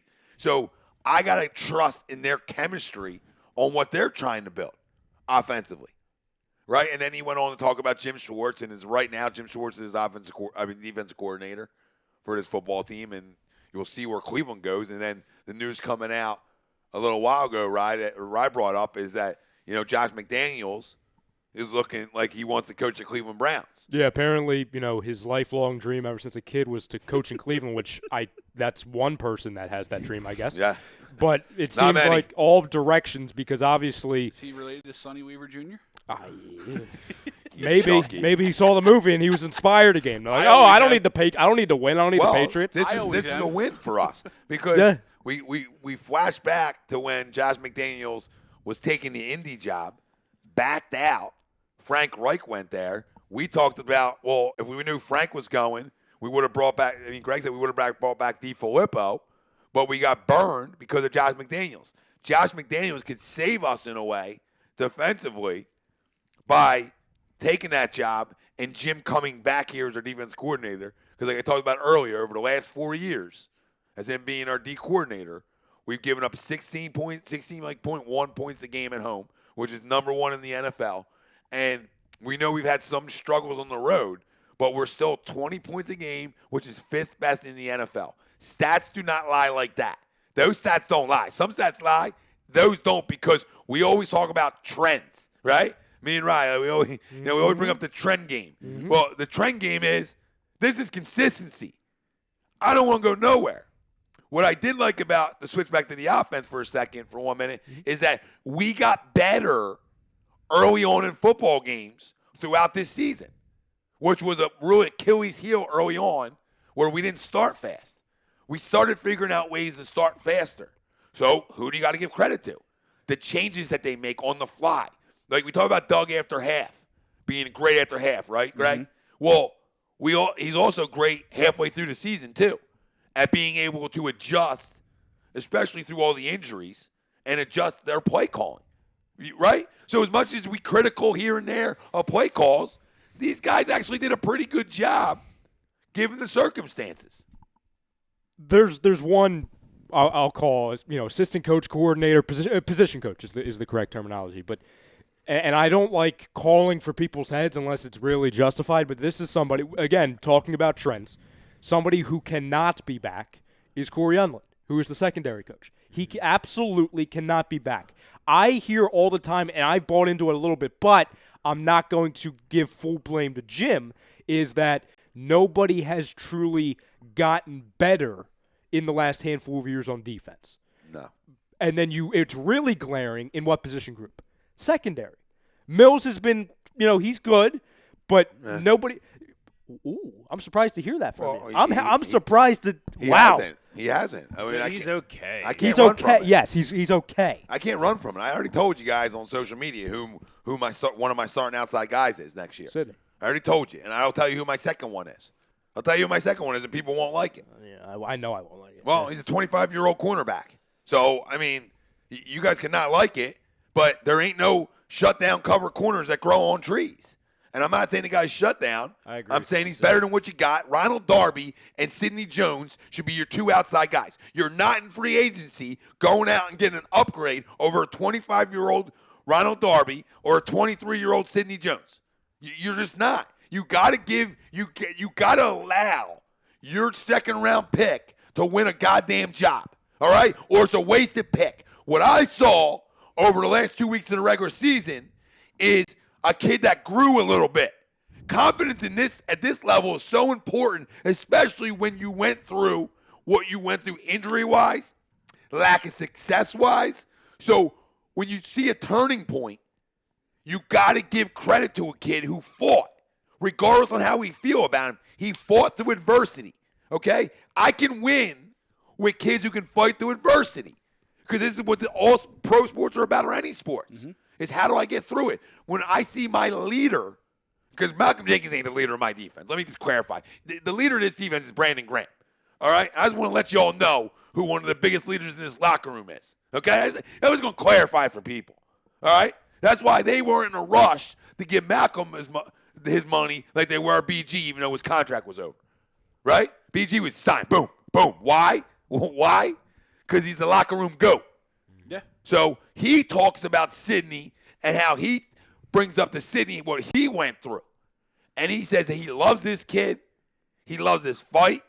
So I'm going to go to one of my leaders, and I'm going to buy into what you're saying. Yeah, I completely agree with that. So he's a 23-year-old, I believe, cornerback who was a second-round pick, huge upside, right? I got to give him a chance to win that job on the outside because I'm not going to trust drafting a corner in the first round with this track record and expect him to come in and be shut down. Ronald Darby, 25 years old, battles injuries, right? But when he's right, he can play. He can play when he's right. I don't want to hear he gets beat. Every corner in the National Football League gets abused at times. All right? Everyone. No, you're not wrong there. Okay? I mean, Jadeveon White is my guy. You understand? Jadeveon White is a top 2 corner in football to me. He turned himself into one, right? But he gets beat. And I'm not comparing Darby to Jadeveon White. I'm just saying, like, guys get beat. I think I can win with Ronald Darby. I have won with Ronald Darby. I think I can win. So now Avonte Maddox, and unless other changes, Avonte Maddox and Frenchie are my 3-4, and Rasul can try to fight for and win a job in camp. Right? I mean, that's the direction I have to go. And, like, Ralphie, if you want to pull up or somebody want to pull up. Frenchie. Yeah, Frenchie.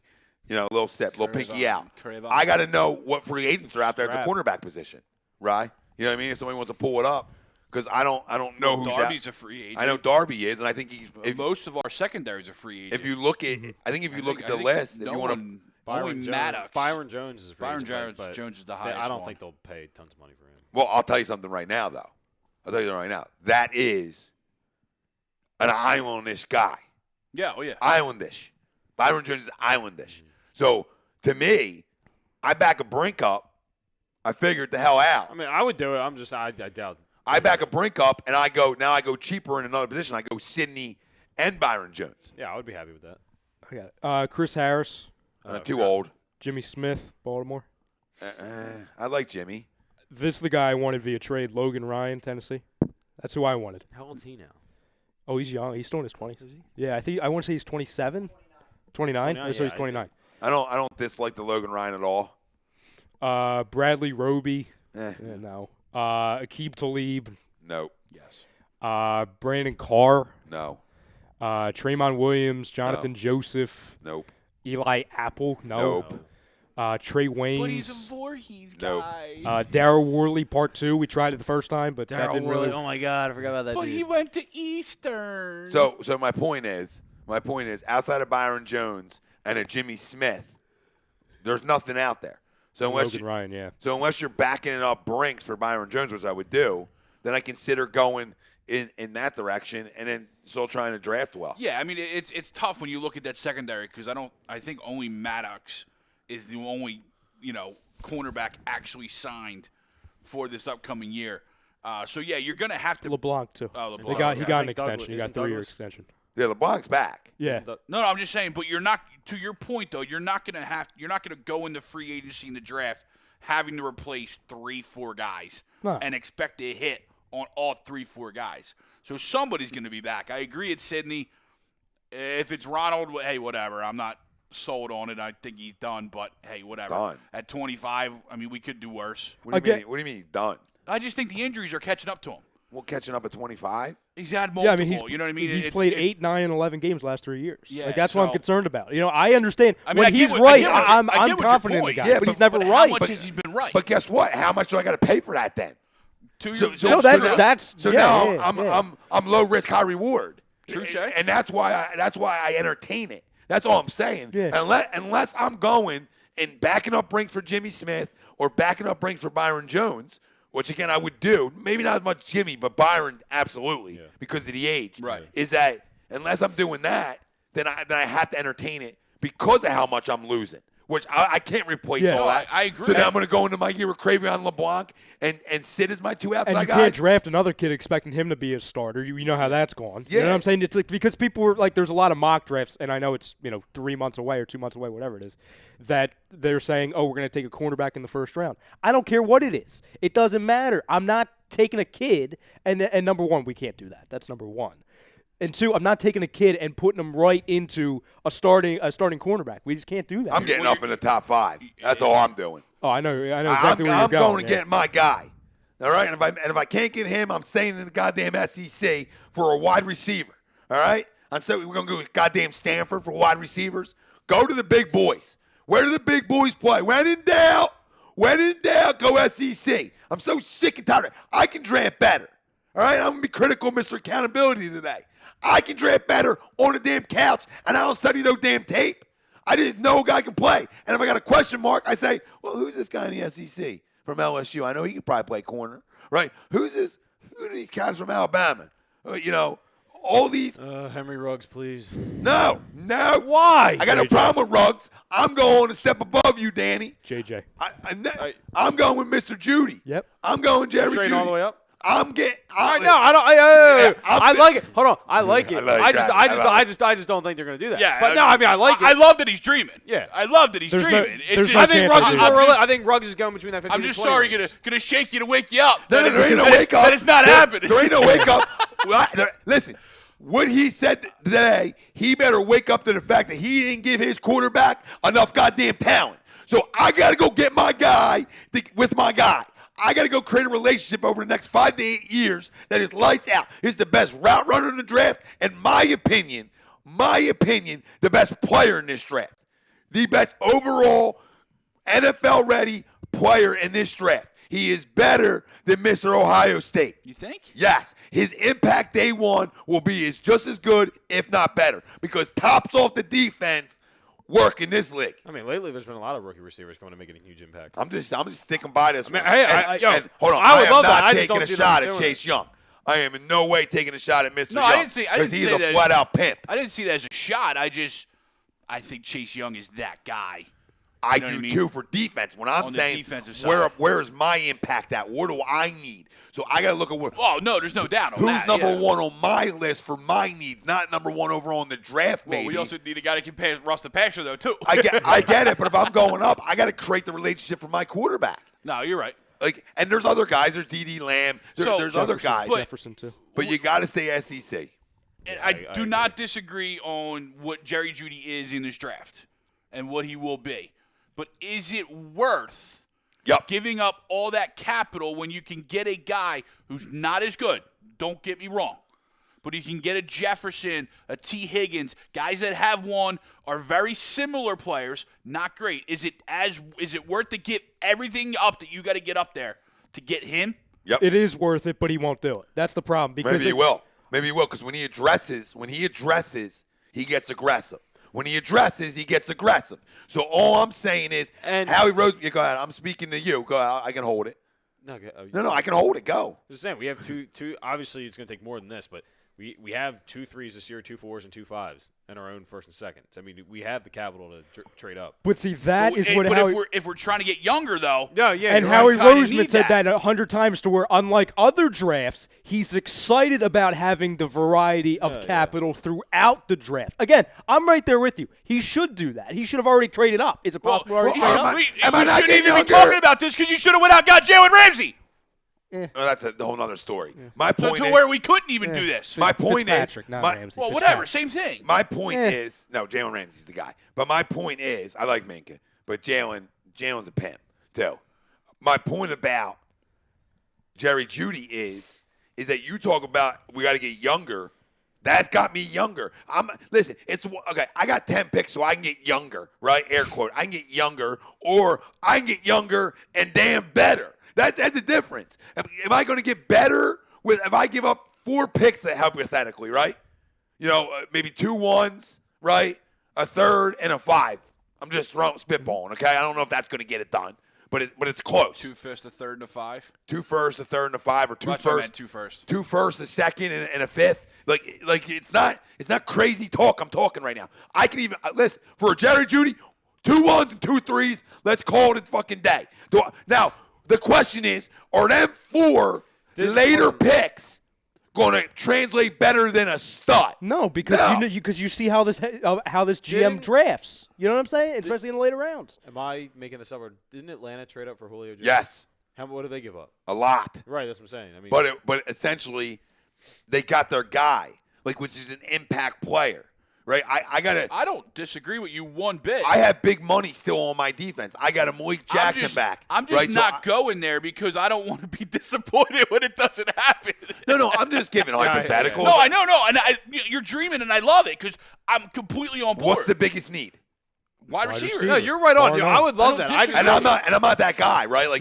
You hear me draft years. I'm not like everybody's been all giddy about wideouts, and I'm win like in the trenches. Yeah, you and said I'm that like for years. And I'm like O-line, D-line, right? Yeah. I understand that I'm going to take a little hit with potential depth, but I have it already on my offensive line. Big V can come in and play anytime in any position, right? That's a huge asset, right? I have my cornerstone left tackle. I don't need to draft one right now. I have my cornerstone right tackle. Mm-hmm. I don't need to draft one right now. I have my cornerstone right guard. I don't need to draft one right now. The only question mark is your center, right? Okay. And they'll probably just move Samalo over. Yeah, or maybe they try Pryor. Maybe Matt Pryor can slide over because I thought he was physical and played well in his opportunity. They like that.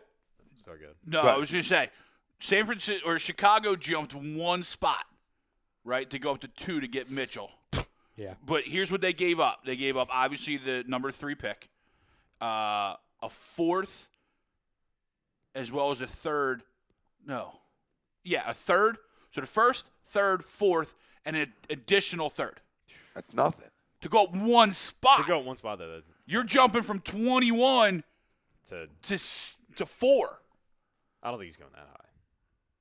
A lot of mocks have him going around like 10. Well, this is what you have to look at, Greg. Or this is what 6, I need to, right? Here, we'll have look to at see this. after the combine. We'll see the combine. What was the move Howie made to go from our initial spot in 2016? It was It was Kiko 2 moves. Alonso. It was 2 moves. It was Kiko. Well, no, but Carrie to get Williams to 8. and Kiko. Give me No, the it's move. Byron. Maxwell Byron and Kiko, Kiko. to get to 8. Well, so let's they say, for swapped example, you're first, trying to though, get to 8, for example, just top 10. We don't need to, because I agree, I don't think he's going top 5, really. I don't, because I think there's 2 quarterbacks that are going there. And then obviously Chase Young, for example, to where I don't see it. I mean, he has the talent for it, but I don't see it. Yeah. Say, for example, he's getting to 8. We have to look at what we had to do back in 2015, 2016 to get, and Howie Roseman, again, to your point, to keep the dream alive, quote unquote, he's done it before to get a quarterback. How many picks? Trade hurts. How many picks you want? I'll get to that. Yeah, I had that. Yeah. All right, here we go. How many picks you want? 6? Here's something similar. Uh-huh. You mentioned Julio, right? Yeah. So in 2011, they had to jump to 6. From where? From 27. Okay, now we're talking. So they gave up 27, 59.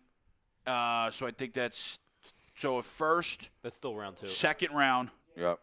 124, which is probably fourth round, and then their first and 4th round picks from 2012. So 2 1s and 2 4s. That's nothing. 2 runs, 2 4s. That's nothing. And it's 2 1s, a second, and 2 4s. So that's nothing. That's nothing. The 5th don't mean shit. You understand? The 3rd don't mean shit the way we draft. That's the deal. That's more or less the deal that you would have to make to get all the way up. You know what I mean? That's more realistic. It's doable Can with we 10 throw picks. Alshon in that move? With 10 picks, how can you not get younger? If I got to give up 3 this year, right? Bro, also, If I got to give up 3 this year, right? If I got to give up 3 this year and 2 the following year, right? Okay, so you're talking about a 21. You're talking about a 3rd and a 5th. There's no chance that them 3 picks are going to be better than the guy I'm trying to go up and get. And he's not walking in the next year with 10 rookies anyway. He always usually will fucking give 2008, picks Ralph. and sell them to other years. Like, he always does that. Yeah, no, he you're absolutely He's right. not walking in with 10 rookies next year anyway. So, yeah, they should do it. I agree. I'm in. I agree. We're all in. I'm all in. I'm just trying to make another reason as to why it would make sense, because they're probably not going to go into it with 10 I think anyway. Howie Roseman, like he said in the You past, still have 7 picks in this draft. So you what would have to get to, I think. No, you would have 8 because you're only giving up 2 because This year, you're getting your first. So you still have 8 picks. So listen, You want essentially you want 4? Like you want 4 picks? Because I'll still have 7. You understand? I'll still have 7 picks. If I can't get younger with 7 picks and still having a second rounder hypothetically, or no, giving up my second but still having a third, right, and a fifth. 2/3? Well, it depends. You probably give well, one you probably up. give up. You probably give up the 2. First, second, third. No, you probably first, second, fourth, and then a first and like a third or a fourth the following year. So you'd have 2 3s. Yeah. Then. So you're still in a You go great first position. and then 2 3s. Yeah. Which, if you wanted to, you could package them to get back in the second But, round. or you could do this. Something. You go your first and your 2 3s, right? You give them up because you keep your second, right? So you go first 2 3s, a 5. There's 4 picks right there, and we'll give you a first the following year. There's 5. It's a wrap. And then So in the second it's round, a wrap. in the second round, you go get a safety or linebacker. Burrow's 1, Young's 2, Okuda's 3. The offensive lineman from Georgia's 4. Miami there at 5 is where you may have to get there. They may go Tua if they want, if they want to get cute. I know Sweeps just threw the remote, hearing the name Tua and the Dolphins tied together. And or maybe the Dolphins go Herbert there. There's going to be a ton of teams I'll throw the remote for that trying one. to trade into the top 5. I There's going to be a ton. want to rile them up. Because even say, for example, if Miami's not going to, if they're waiting another year, if they're going Fitzpatrick or they're going a developmental year, they're trying to figure out what Rosen's doing to wait for the kid at Clemson, for example, there are a ton of teams that are going to try and use that pick, for example. So there's a lot. I mean, I've heard Giants could trade back again. You know what I'm saying? To where there's going to be a lot of movement on top of the Eagles trying to get to the top 10, for example. Plus, they'll have a better sense of it when time comes anyway. Yeah, it's absolutely. tough to tell right now. Yeah. No, but you're spot on, Danny. It's just how much you have to give up. That's all we were really searching for, and we figured it out. You're talking about 5 or 6 picks that really aren't like impactful, hurtful. But you're like if I got to give up 2 3s and a 1 and a 5, that means I still have a first, which is essentially top 5 6. I still have a second, which is 42, right? Which is still a good football player. Should be an impact guy right away. And then I have my fourth, probably 2 4s I probably have. I probably have a couple 5s. Don't you know we have what I mean? 2 second-round picks?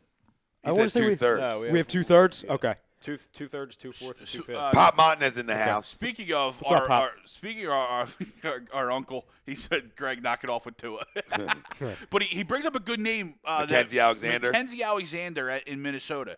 He was with Clemson, kind of on the outside over there in just terms of fit and kind of, hey, we just may move on with you. He's still young. I think he's I like only Mackenzie 25. Alexander. Listen, I'm a name cat. Yeah. I'm a name junkie. I can smell a name from a mile away if you're going to be able to play. And Mackenzie Alexander just smells to me like a cornerback that can play. And it's like, and he can. Yeah. And he can. So it's been proven that he can play well enough. I think he's good. It's a good name because you got to go. Sometimes you win under the radar. Sometimes you win by them under the radar moves. We're going to get out of here in a second, but I want to read off some comments.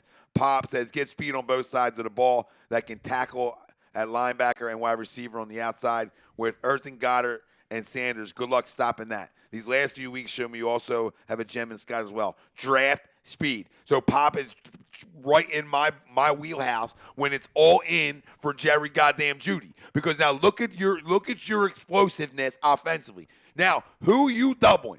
You doubling Ertz? Good. I'm beating you over the top of one of the best route runners, if not the best in this draft. Then I got Miles. So now you're talking about explosiveness. I'm explosive. I got Deshaun Jackson.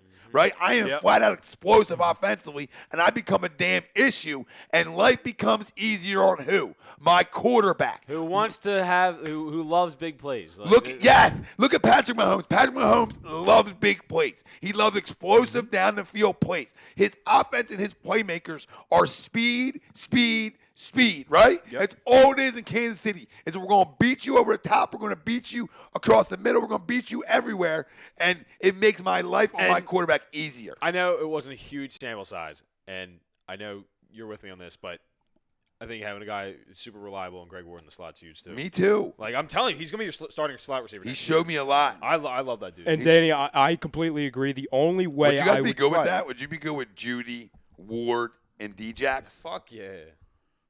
Or if you went the other way. No. Or if you went the other I way. wouldn't be good with that. If you went the other way and you went Judy, Ward, and Alshon.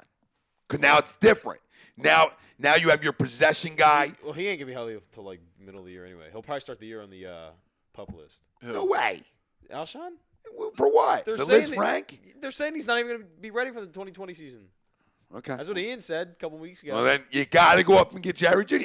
It's just more playing into my side here. Well, everyone heals differently, but if you look at Mills, he had the same injury. And he was out a CBS year and a Sports, half. as of right now, and their mock has him going 11 because they have Arizona taking CeeDee Lamb to team him back up with Kyler Murray Okay. in Queensberry's They can have him. air raid. Good. Go make that mistake. And Sweeps chimed in. He goes, "You get all the way up to 5," and he goes 4. What do you do? then I go. But it's interesting because reading through I this, shifted the next best player on the board. Yeah, I was gonna That's say all it is. BPA. reading through this, the Redskins could be looking to move out if they can get a good enough haul. Yep. The Lions could be looking to move out if they get a good enough haul. Right. Yep. So there's a lot of teams, even the Giants probably ultimately would be looking to get out if they can get good enough. That's because what I was saying. And the Dolphins, I'm telling you, they're one of those teams because they have no pressure to win right now. They don't. Their fans are partying for some reason. Like the Cleveland Brown situation where we're just going to stockpile. Yes. You know, where it's like, hey, we're trying to lose for next year so we can get the number 1 pick and get Mr. Lawrence. I mean, shit, if I was the Dolphins, that's what I would do. Yes. Buenos for I would Lawrence. rather- Fitzpatrick is a get Lawrence. folk hero down there of what they just did to the to the problem Patriots. is, like Sweep says, he can't play. You got to let Josh Rosen Oh, just go well, lose out. next year. That's exactly my we gotta point. see what we have in Josh Rosen next Yeah, year. yeah. You have a direction for an organization. You have 3 directions. You have, okay, we're bringing back the folk hero, the one that killed the Patriots dynasty, which I agree. 2, you have Rosen. You got to figure out what he is. He's And nothing. 3, You want to lose I- because you want Mr. Lawrence. Exactly. You got to get Exactly. your Marino back in air Yes. quotes. You got to go. They got to for the Dolphins. They got to finally land what they've been looking for years. so and that's you have quarterback. 4 reasons for them to trade back. As of right now, again, I have no CBS problem has with. T. I Higgins. have 0 problems with T. Higgins. Well, that's what I'm saying. Like, and yes, T. Higgins is not Judy, but if I could stay there, Better than anything we have now. But I will make a point. It's to one of my teams that I go to for my talent, right? I go to these teams, right? Clemson is essentially an SEC football team, okay? Right, yeah. So if I'm going Clemson or I'm going Bama or I'm going Auburn or I'm going LSU, right? I feel good if it's in the trenches, if it's not saying that that's where all the good players come from, but A lot of them do. a lot of them do. Especially receivers. They are not many SEC receiver busts. No, Antoine Winfield. Do you like that name? Just giving it because Jeff Lohmeyer brought it up. So I want to try to. Sleep says, Brodo, you shut your filthy mouth. Well, with the Dolphins? Yeah, with the I'm Dolphins. helping you, Sweeps. I'm helping you. What I was going to say was, I'll give you this scenario, okay? A scenario where the top 4, or not even top 4, the 4 wide receivers on roster next year are as follows. Fill in the blank wide receiver that you draft. So you say Judy, for example, okay? Cooper Kupp, Deshaun Jackson, Greg Ward. I'm hard. I don't think that's good enough. You got to lay out the. I know you said he has 1 year left. Lay out the Cooper Cup thing for me. So Cooper No, Kupp. I like Cooper Kupp. No, but I mean, I'm not- me too. I'm just saying, like, I want to. he's got to be a slot guy. right. I mean, Cooper Kupp will look good with a Judy and Deshaun. It won't look good. It won't look as good if I had Kupp, Deshaun, and Greg Ward. I'm Yeah, not well, like. obviously. I'm not. Ward would be yeah. your number 4. No. Yeah. No, I'm saying with Judy. I'm saying Judy, Kupp, I Deshaun didn't hear Jackson. that. Yeah, Okay, Judy, okay. Kupp, Deshaun Jackson, and then Ward. He says I'm hard. Yeah. Dude, Sweep says, "Oh my God, I heard Marino. I'm hard as a rock." And- And Dexter Lawrence, or right? Trevor Lawrence. Why did I say Dexter? Because he was from Clemson. Yeah, Clemson he's the young guy. guy. I didn't know my name. He's another pick. Another guy I love. Another guy I love. But Trevor Lawrence is the best quarterback in this draft, and he's not allowed to be in it. He was the best quarterback in last year's draft. Like, if I'm the Dolphins, shit, I might just pick up a guy off the street to play quarterback this year. Like, I don't want to win games. Sudfeld? No, because he might win too We many. need him. Yeah. Well, no, I like not need him in that sense. I just like the sense of Nate being there because he's been around. And for context, for anybody who's thinking Cooper Kupp, well, why would they give up Cooper Kupp? For 2 reasons. The Rams have to clear so much salary going into next season.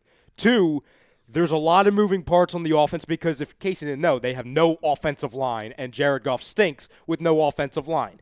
So they need to absolutely tear up that entire offensive side to rebuild that entire line. 2, it would help us for 2 reasons with Cooper Kupp. Number 1, He's extremely reliable. He was the most reliable wide receiver for Jared Goff. And I would argue that aside from Todd Gurley, I can actually argue it instead of Todd Gurley. The biggest loss for Jared Goff heading into that Super Bowl, and the reason why he wasn't nearly as what he was in the regular season, it wasn't Todd Gurley, it was Cooper Kupp. Yeah, agreed. That offense went right down as soon as he Yes. as soon as he got in. Because that threat. So either over the middle or just That in that slot 10 to guy, 15 range. He's a yak absolutely. guy too. So on Yep. the surface, people are probably thinking, okay, a reliable receiver, why would they give him up? He's probably making a lot of money. No. He's a third-round pick. He's entering his final year of his deal, which would make it kind of attractive for the Rams to trade him away because either he's gone or you have to trade him massive money that they won't have. Probably get him for a fifth. I was saying I'll trade a freaking 2 for him. Yeah, because honestly. guess the way this GM drafts, I'm trading a gift card, which I always say is a draft pick. You're trading a gift card for a sure thing that's making $960,000. You know what I'm saying? To where he's making nothing, so you don't have to worry about the cap hit or anything. You don't have to worry about him coming in and freeing up money for him. A2D in Vegas? A2D in Vegas. A2D in Vegas for the draft? Is that really like in April? That's where it's at? Yeah. I believe so, yeah. How much is that? Don't threaten me with a good time. Dude, Flights to Vegas are cheap. Bro, they give you Word. fucking rooms there. Like Flights in hotels in Vegas are cheap. I'm gonna go get my Harris car and just racking. We'll have to So talk about this. yeah, we gotta figure this out because I might. Oh yeah, Freshie's just 21. Let's Happy go, birthday, baby. dog. Happy birthday, big kitten. I forgot about that. That's dangerous. Listen. Taking Danny to Vegas. I know, guys. I know the kids got work early in the morning, so we're gonna sign off. Yep. But it was a great show, fam. And listen, every Wednesday, we'll be 9:30, 10 o'clock starts. We started at 10. We started at 10:02. Started at 10:02, jerk off. No, you're right. We did. Okay, so don't start rolling Just eyes. busting your stones. I know, guys rushing home. I'm trying to Hashtag get fire here. micro. Bad But traffic on the steps. listen, the goal, especially Sixer season, hope to see you again. They're going to be working in the cold, so congrats on the gig, babe. Thank you. And, we'll try to, like I said, even if you come for the first half and you bounce, it's big-time Sixers talk, Danny. Don't miss it, all right? It's a party atmosphere. We don't need that piece of shit on the mic right now when it's basketball season. He love him to death. He but gets the Spellman treatment. yeah, like he's not part of the family now. The Thanksgiving dinner table, we sent him down in the kids' room. You got a little too comfortable. A little too comfortable. Listen, family, Go we down love the you. basement. Put him in the basement. I'm dead serious. It all goes with you guys. All the comments, everything you guys do. We love you.